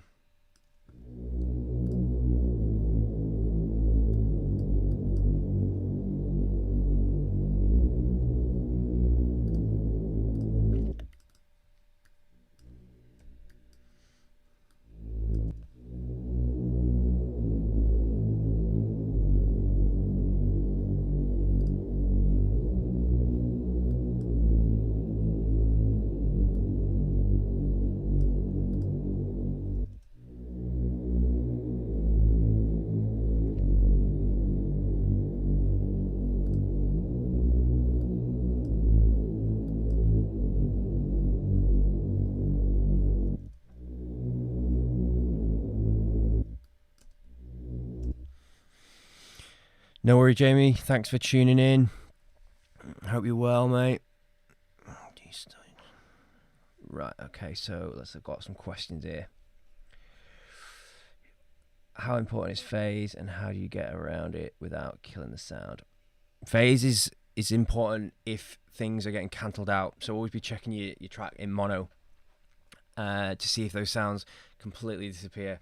Sometimes you can't always help sort of things phasing. It's a bit of a fighting battle sometimes, but you just got to sort of play around with your sort of stereo width. Sometimes use phase inversion to sort of help them sort of work together better. Yeah, it is important if you totally sort of cancelling stuff out in the mix. But again, as well, I use, like, for example, sometimes it's good to use like phasers and stuff like that, because you want that sort of sound. It's just a bit of a fighting battle. Generally, if it sounds good and you've tested it in mono to see things aren't completely disappearing, then it's a good sort of it's a good place to start.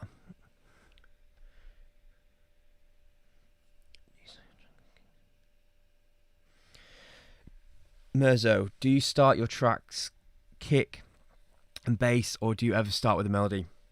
So they are the two things that I will start with, but I'll either start with one or the other. So if you've checked out my series where I'll do a track from start to finish on the website, you'll see that I either start with the kick and bass or I start with the melody. And the reason for that is, to me, these are the two most important parts of any track. You've got your melody, which is the sort of theme to the track and what the track's going to sound like, the sort of key that it's going to be in, you know, where you're going to take the track. Or you've got the kick and bass, which is the foundations of obviously building the track. So if I do the melody first, I will then go and do the kick and bass.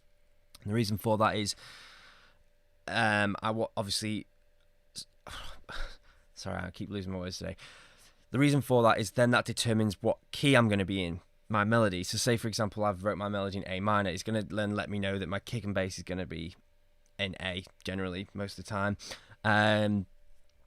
But if, let's say, for example, I've made a melody and I've realized that the kick and bass isn't then working in the key of that melody that I've wrote, what I can then do is and let's say I find let's say the bass works better and a semitone down, I can then go and transfer that whole melody and hear what that sounds like in that better key. Because the reason why I do that is your kick and bass is playing for probably 70% of the track most of the time.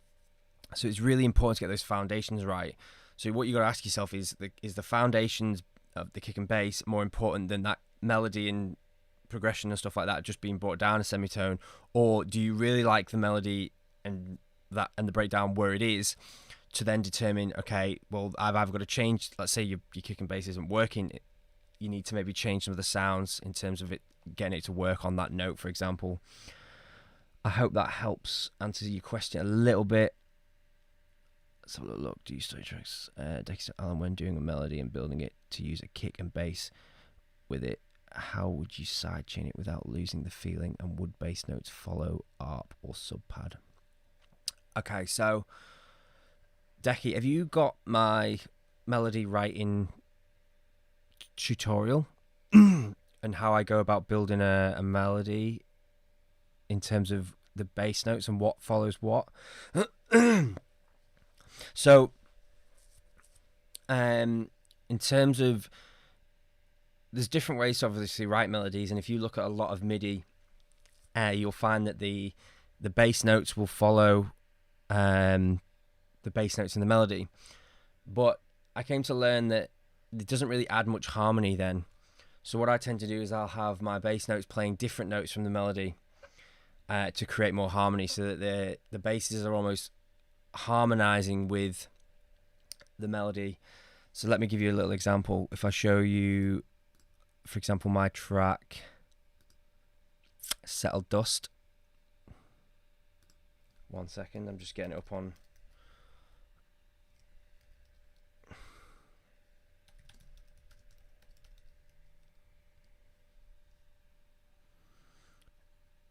So, for example, if you just go and listen to this track here, the bass notes are actually different from the melody.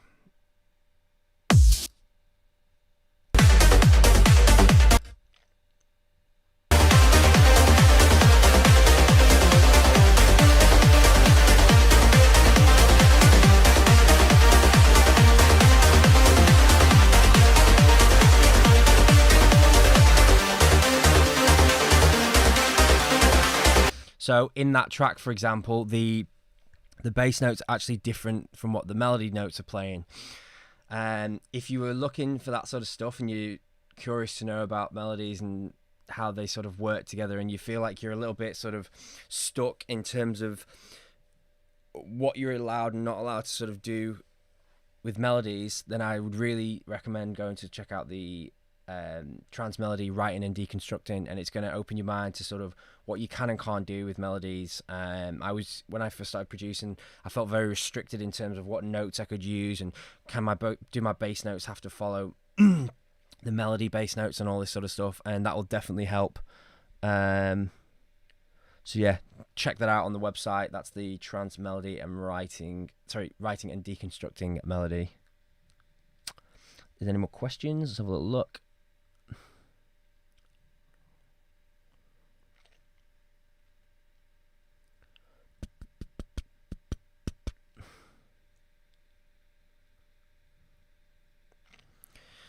DJD, where do you start with chords for a tune? Again, go check out that melody writing tutorial. I don't write melodies in chord structures as such. I found a much easier way for me to sort of write much better melodies. I pick a scale rather than a chord structure.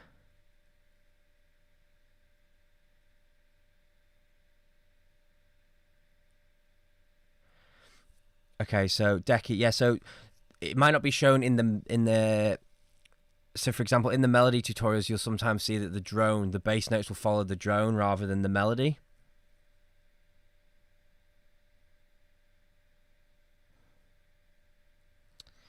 Why, when balancing my kick and sub bass, am I finding a drop in the frequencies between 40 and 50 hertz? You're gonna have to elaborate a little bit more on that. Is that in the room? Is it visually on span? Yeah, if you could let me know what you mean by that. Why am I finding a drop in the frequency between 40 and 50? Why, when balancing my kick and sub bass? Are they maybe they're cancelling each other out some way? Again, I'm not entirely sure what you mean by that. Okay. Always here for honest feedback. As I say, I want to try and make these live sessions as good as possible for yourself. So as for what you've seen so far, guys, are you happy with what you've watched? Would you like to see more of something, less of something? Just let me know. Don't be afraid to give me feedback. I won't get offended, to be honest with you. It's the only way to get better at things. So yeah, let me know.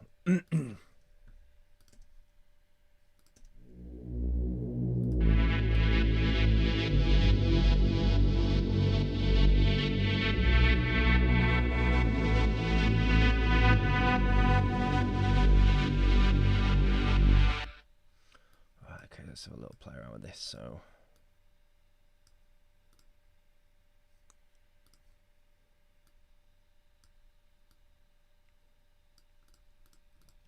for any of you as well that are looking to check out the tutorials and you haven't done so far, as I say, the tutorials are not so much like this. They're much more obviously focused on what it is that I'm doing, but obviously I go into a great amount of detail as well in terms of every aspect of what I'm doing and the reasons why. These sessions are much more sort of like jamming and stuff like that. But if you are looking for some in-depth tutorials that aren't just quickly ran over, in terms of, you know, why I'm doing what I'm doing, different ways of doing things, no pre-planned sounds or anything like that. I'm sure some people on here that have bought the tutorials will vouch for the fact that, you know, they are really in-depth. And if you haven't bought any of them yet, and you are struggling with your productions, I would highly recommend it. I don't want to sit here and blow smoke up my arse, but, you know, they have helped a lot of people really move their productions. I've had some people that have come in that have really sort of struggled, like been real sort of amateur sort of sounding, and now getting signed to the likes of like Future Sound of Egypt and sort of Pure Trance, stuff like that. So be sure to check, even if it's just one out, guys, just to sort of see what you can take from it. Do you know what I mean? We all get stuck in our little ruts and we struggle, but you know, I know there's a lot of bad tutorials out there online, and yeah, they're not all like that, so be sure to check them out. So there's some more questions coming in.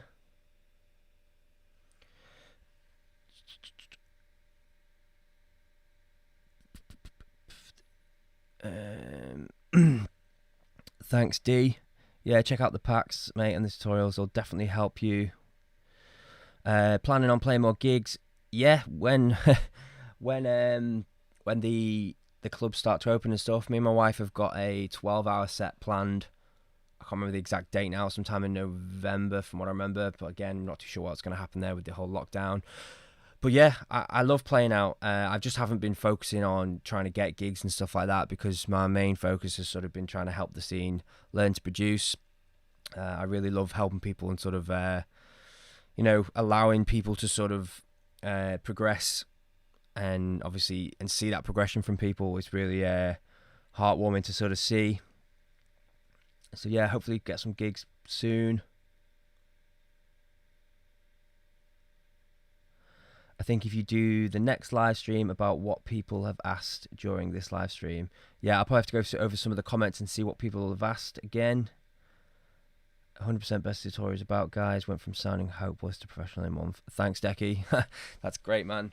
Good to hear. Shall we do another live feedback while we're on? Yeah, let's do it. I'm going to go to my SoundCloud. Again, guys, please don't be upset if I don't pick your track. And also, obviously, I'm quite busy as well, so I don't always have the time to go. I'm not going to go through your tracks as well. It's just a case of if it's just the best way to get them across to me at the moment. To sort of have a little bit of a play around. So I'm just going to go through now. Right.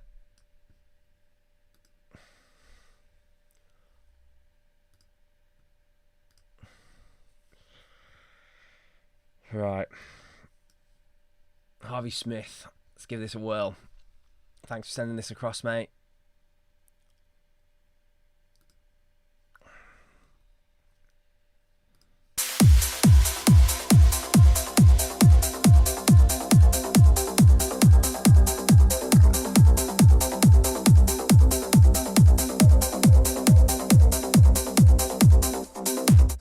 Just quickly before I do this, guys, I'm just going to go for a quick toilet break. Just bear with me 2 minutes, 1 second.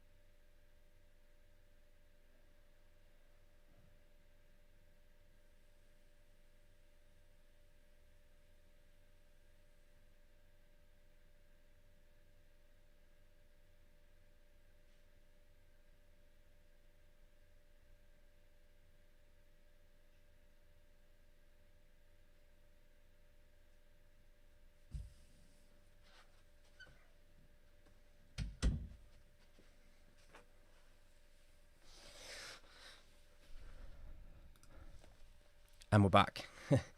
Sorry about that, guys. Okay. Could everyone just let me know that this sound is back working again with OBS? I'm not quite sure if the scenes, how the scenes sound when it flicks back.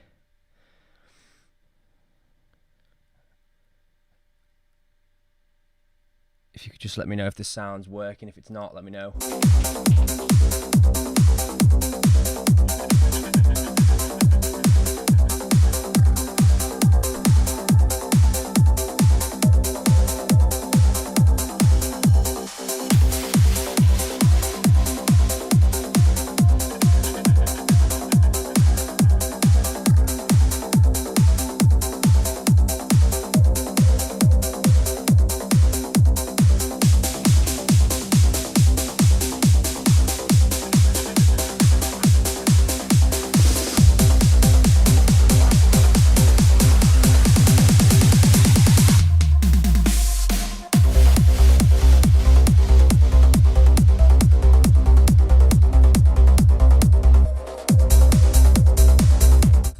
Okay, cool. So I'm liking the mid bass. It's got nice sort of warmth and stuff to it.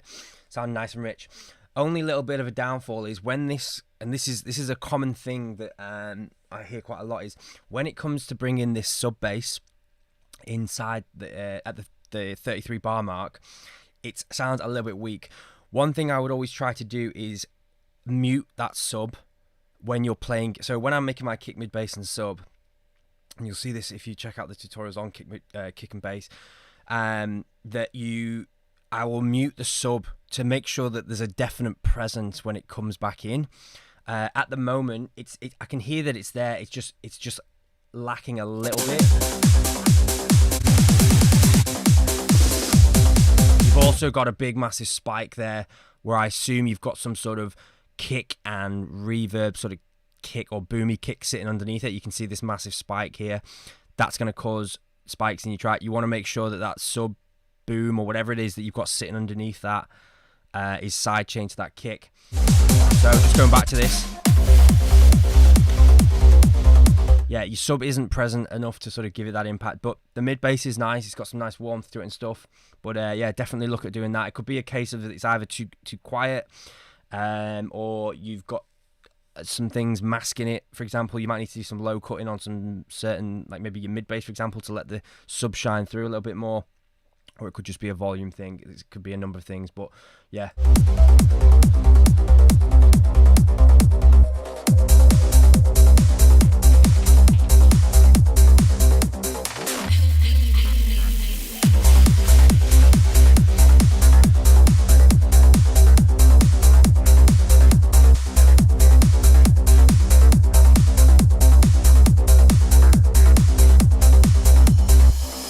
Yeah, I feel if you, on that mid bass, if you add a little bit of resonance on the filter, it'll just give it a little bit more life and help it sort of pop through a little bit more.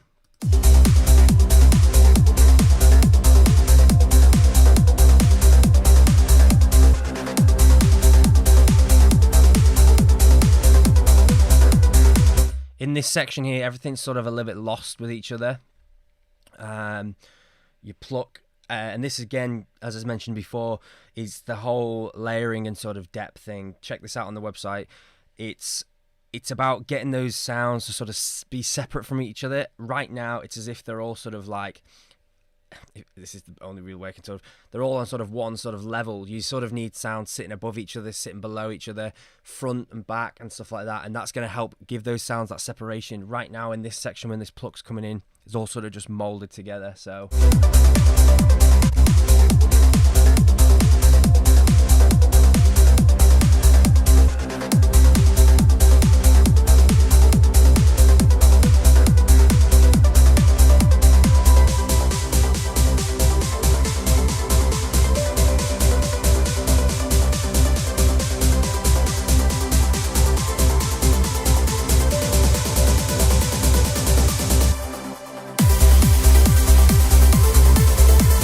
that intro pluck that you've got, it's sort of lost in the background.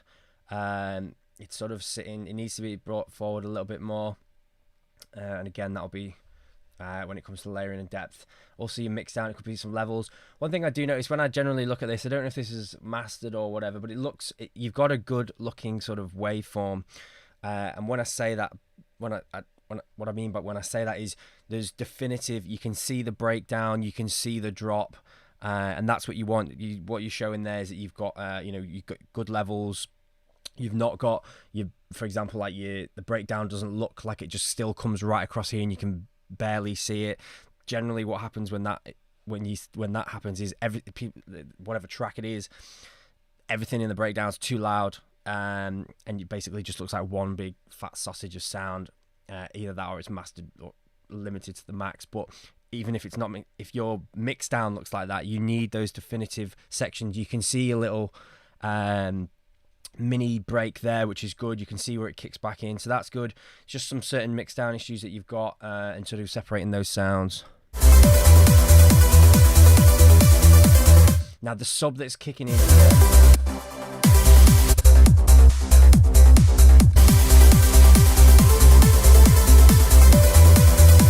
so here, where the sub bass change happens there, it sounds really loud and like a sort of like pulsating hollow sound, that would be when you've obviously changed the bass sound. So you need to look after that. This is what we were saying before about when your basses change, they can sometimes change quite drastically in sound.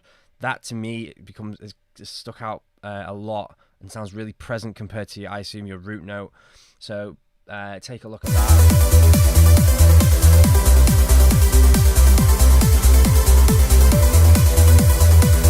It's as if your whole sub is like pumped up in volume here.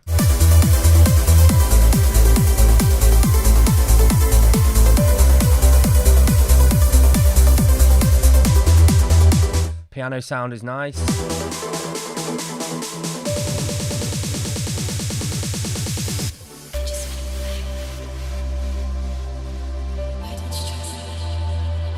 I like the little vocal thing you got going on.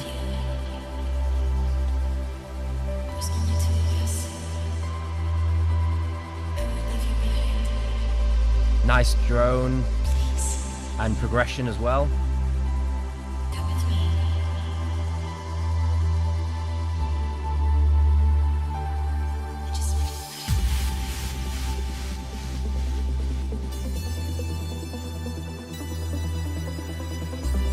So you've got that little ding ding on the top of it. I'd maybe pull it out at that point there and let the melody breathe.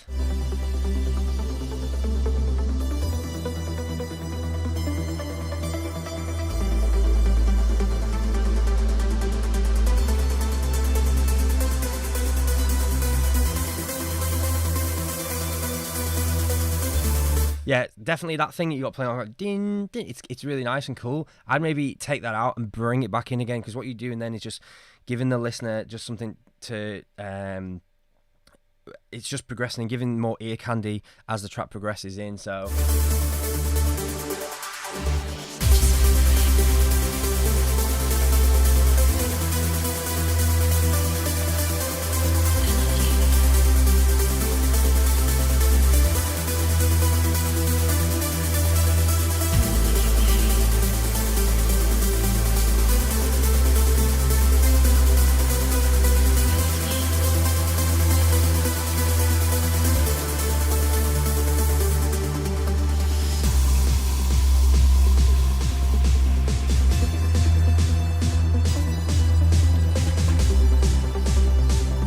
Really nice track this though, mate. Everything's sort of there. I feel, again, it's just your sort of mix down and the layering and depth that you sort of need to look at.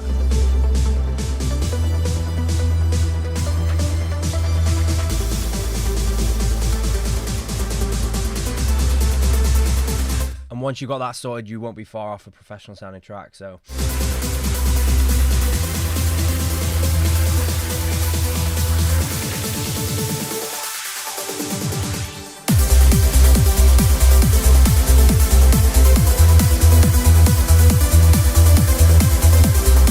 So yeah, so it's really weird. So your sub in this section is a little bit overpowering, whereas over here at your 33 bar mark, I didn't think it was powerful enough. So I'm not quite sure if you've turned the volume up or whatever there,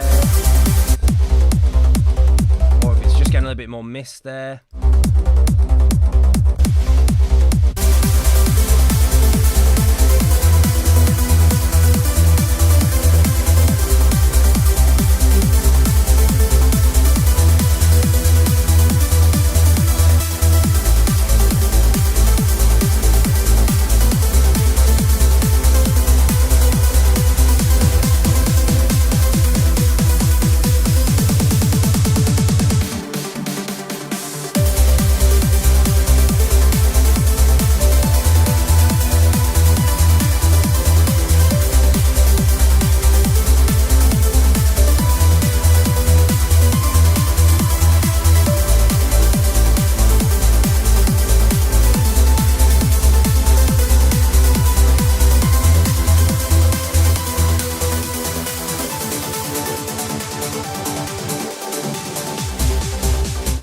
Great track, man. As I say, get those issues fixed. And yeah, I think you're onto a good one. It's a nice melody, nice sort of progression. I really sort of like that. Thanks for sending that over, mate. I appreciate it. But yeah, layering and depth and mix down if you wanted to have a little bit more help on getting that sort of fixed. check them out on the website. Definitely help you out there. Okay, let's do a little bit more on this track, and then I think I'll see what we do from then. Right.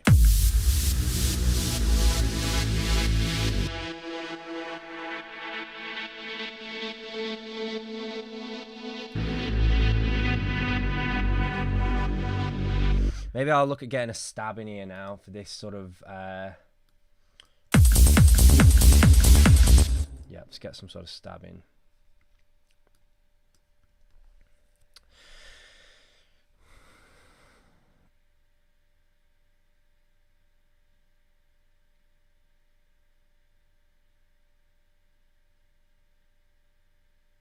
Cheers, Harvey.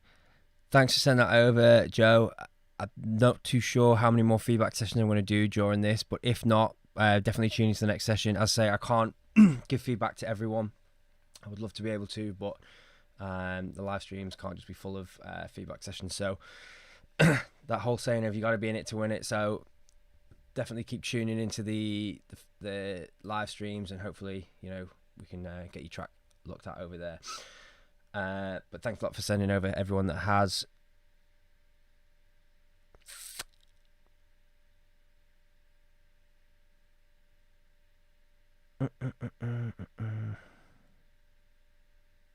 Right, okay, so let's get this.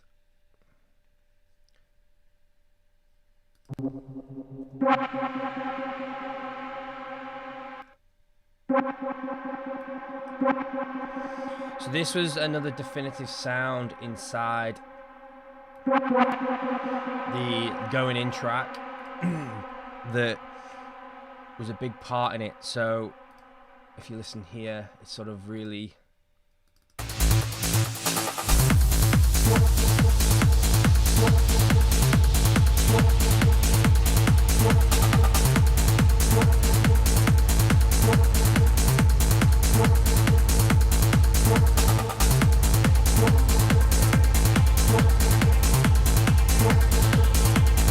so I need a sort of stab that's like that. But obviously I can't use the same one, but it's got to be similar. So let's duplicate this. Thanks a lot, Youssef. Yeah, I'm glad everyone's got involved. It's nice to see. Nice little community going on there in the chat section. And I hope people are getting a lot of value from this. I say I've not spent too much time just on the producing my own stuff at the moment, but there will be live streams where I just do that. I'm just trying to, obviously, first session, bit of teething problems at first with the SoundCloud links, but we'll get there. Right,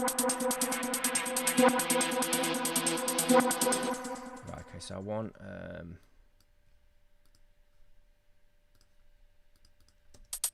what am I going to use here? Let's see if there's anything in Alchemy.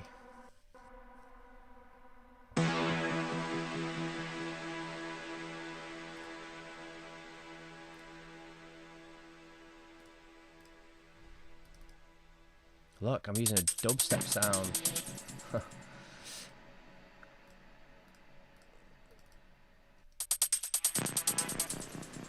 It's too low down.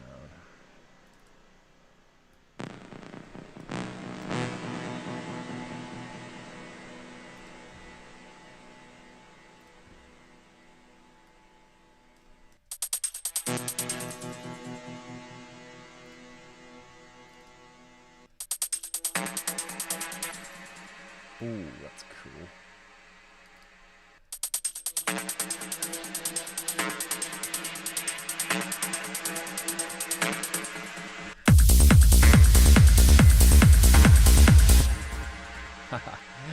Yes.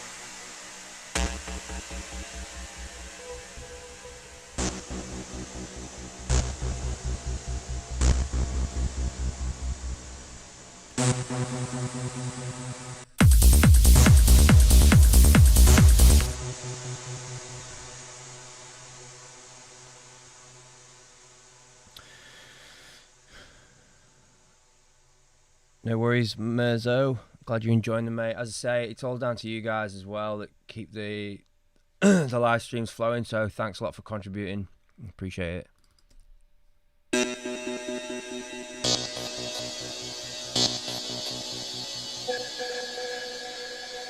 So I'm just having a little listen to see if there's any sort of sounds that I can't think of, like trying to create myself, just as some inspiration.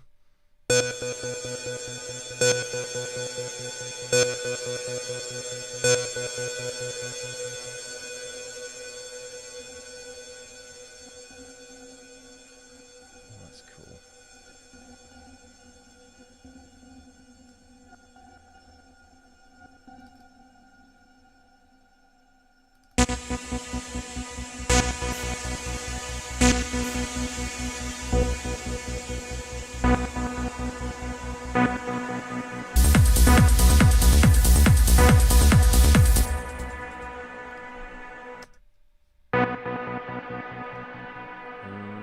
Not really what I'm looking for right now. So a little look what we've got in here.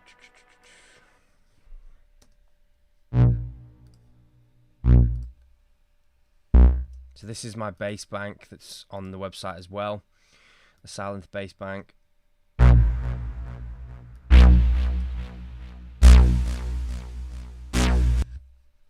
Just gonna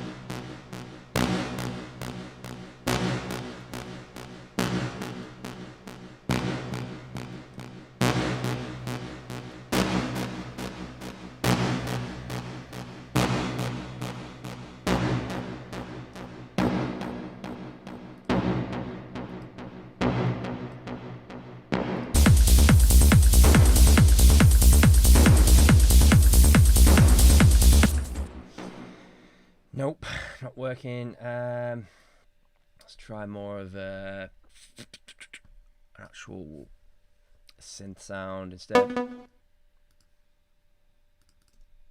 I really like this one. Yeah, I like this.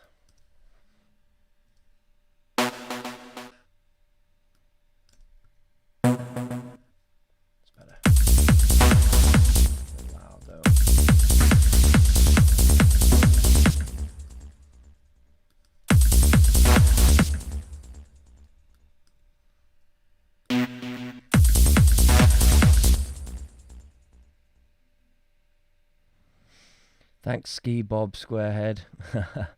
Great name.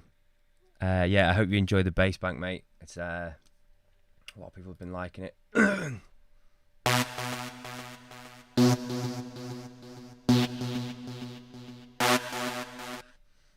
okay.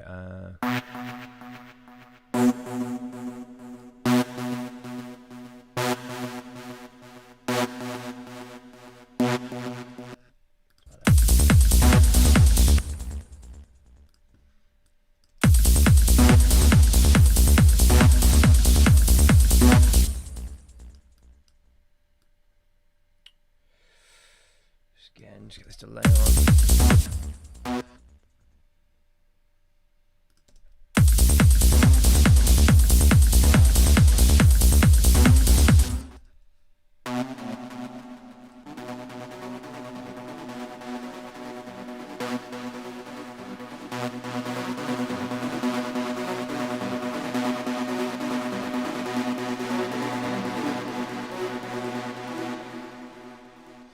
Really cool sort of I don't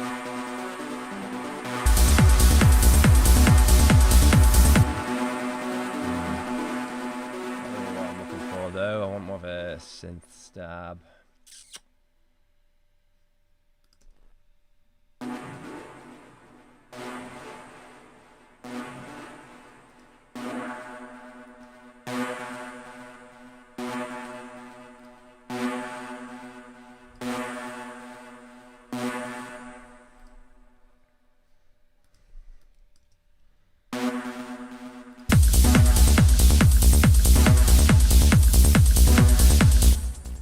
The original. It's a much better sound, but let's just try some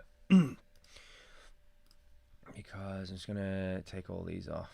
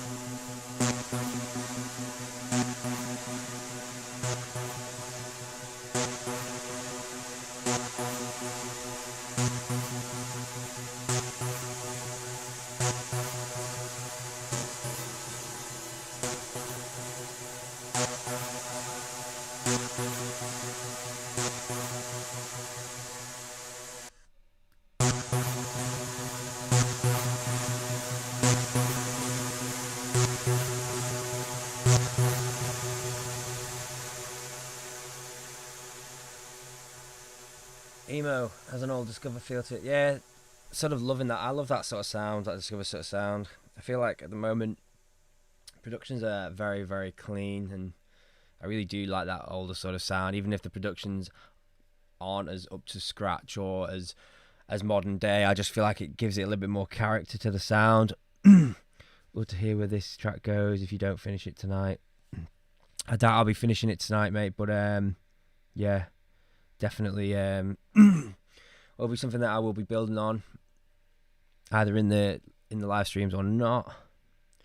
Right, I'm off, guys. Thank you, Allan, for the feedback on my track. Went a lot. Hopefully you do. Cheers, Harvey. Great track, mate. Thanks for sending that across. As I say, it's just those little tweaks that you need doing.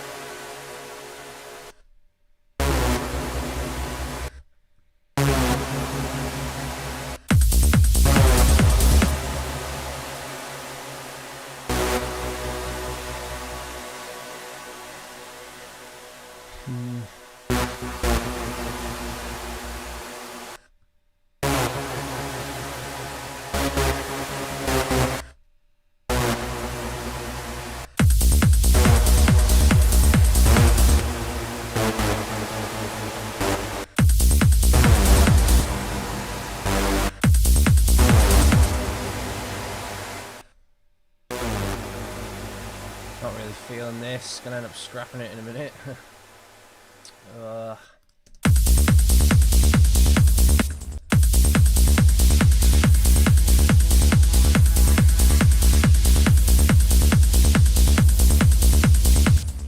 Okay, let's try adding in some more percussion for now. Oh, that's what I wanted to try. And I wanted to get a nice little percussion, like a defining percussion hit like this one that was in the. So let's just.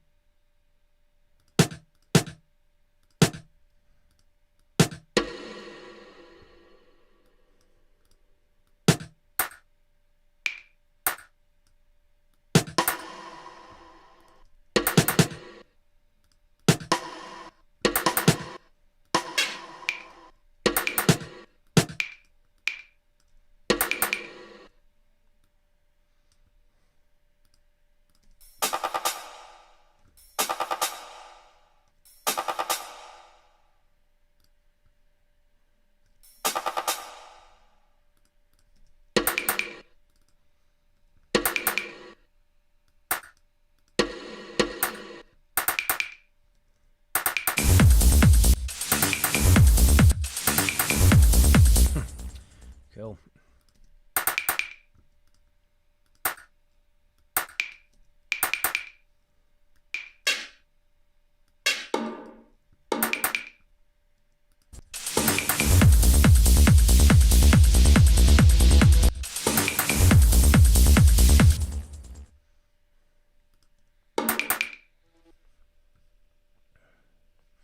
Gonna check out the comments. I found on some days I get stuck just listening back to what I've created over and over without making any progress. Any hints for getting out of those ruts? I hate wasting studio time. Look, we all get stuck in the loop. It's I find that a lot of people get stuck in the loop because they're concentrating on one section of the track. Say, for example, like the 33 bar mark, where they'll just be working on the kick and bass, and they are like you've seen here, I've sort of dotted around. If I'm not feeling an area, I'll go move on to something else. Like I wasn't feeling that stab. If I'm not feeling it, it's pointless forcing it, so I might as well move on to something else. And once you then start having different elements inside your door for that project, you can then start to bring them all together. A lot of people get stuck in the loop because they're not adding new elements. They're just concentrating on those elements that they've got there, and they're either trying to perfect those elements. But it's about pulling away from that and moving to a different section and getting different elements in there, and then obviously checking that they work together and stuff like that. Sometimes they might not even work together. Just work on something different. If it doesn't work with this track, go and stick it in. I had a Jotter project where I would just go in some days and just create new stuff, like different bits like this, for example, or different pad sounds, and none of it was in key. It was just a case of getting a load of channels and different ideas down, so that when I am stuck for ideas, I can come to that project and just pull something from there. For example, just creating sounds and music, something will come. As Jamie mentioned before, I was playing with a little bit of a loop, and within a couple of minutes you can get something from that sounds terrible just by playing around with it and just sort of working on it and just persevering and sort of getting it and pushing forward, really. Look, every day you go into the studio, you're not always going to make something. It just doesn't work like that. The creative mind doesn't work like that. If you can do that, fair play to you. I've never been able to sort of work like that as well. I have I have productive days, productive months. Sometimes I can go months without being productive at all. But you just got to, whatever it is that you're doing to save yourself time, organize your samples, do whatever it is that you take. You'll see here that I've got packs where I've sorted out samples of hats. I've gone through loads of packs and found 20 nice sounding hi-hats, for example. Saves me time when I'm coming to look for them in the future. But little things like that help you sort of get out of the loop, I guess.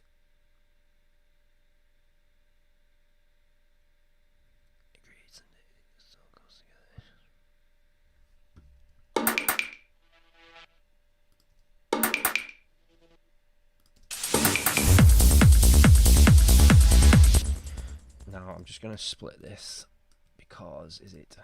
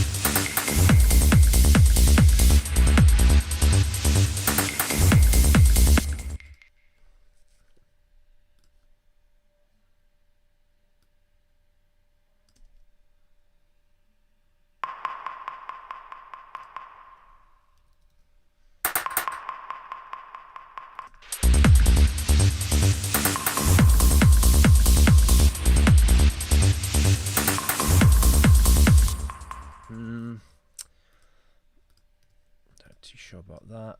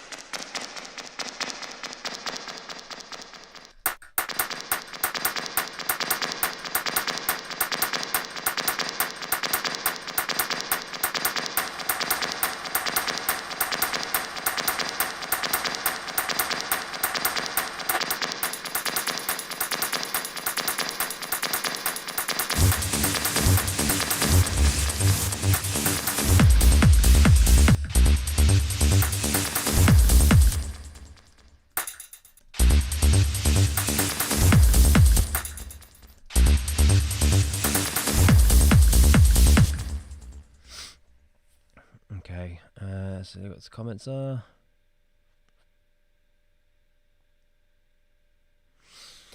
Yeah, point PI, me neither. Again, just experimenting. It's just jamming along, seeing what works. Again, plenty of stuff that will come in, not work.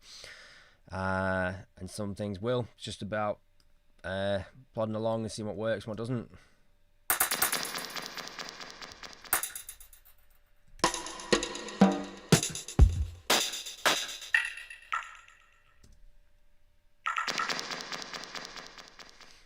Not really feeling the whole thing.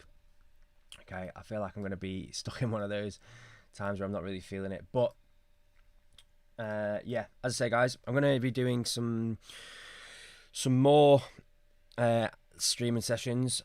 I think obviously when you're trying to make a track, you can get a little bit distracted by obviously the conversations and stuff. So I think I'm going to have streaming sessions where I'm just making a track. I'm not really answering too many questions, and then I'll have other ones where I answer questions. I'll obviously try and interact as much as I can in them. But yeah, I think we'll probably finish up for today. Thanks a lot for tuning in, guys. I do appreciate it all. I hope you've enjoyed the sessions. As I say, would love any feedback from you guys in terms of what you'd like to see in the other sessions. Thanks for those also who sent across your tracks for feedback. Some good work there. Obviously just some little tweaks needed here and there, but it'd be good to see you sort of progress with them. So yeah, thanks a lot, guys. Don't forget to hit the subscribe and notification bell for all the future live streams. I'm going to be doing these a bit more often, and yeah, I really hope you've enjoyed it. Yeah, I think that's it. Thanks for tuning in, and I will see you again soon. Cheers, guys. Thanks a lot.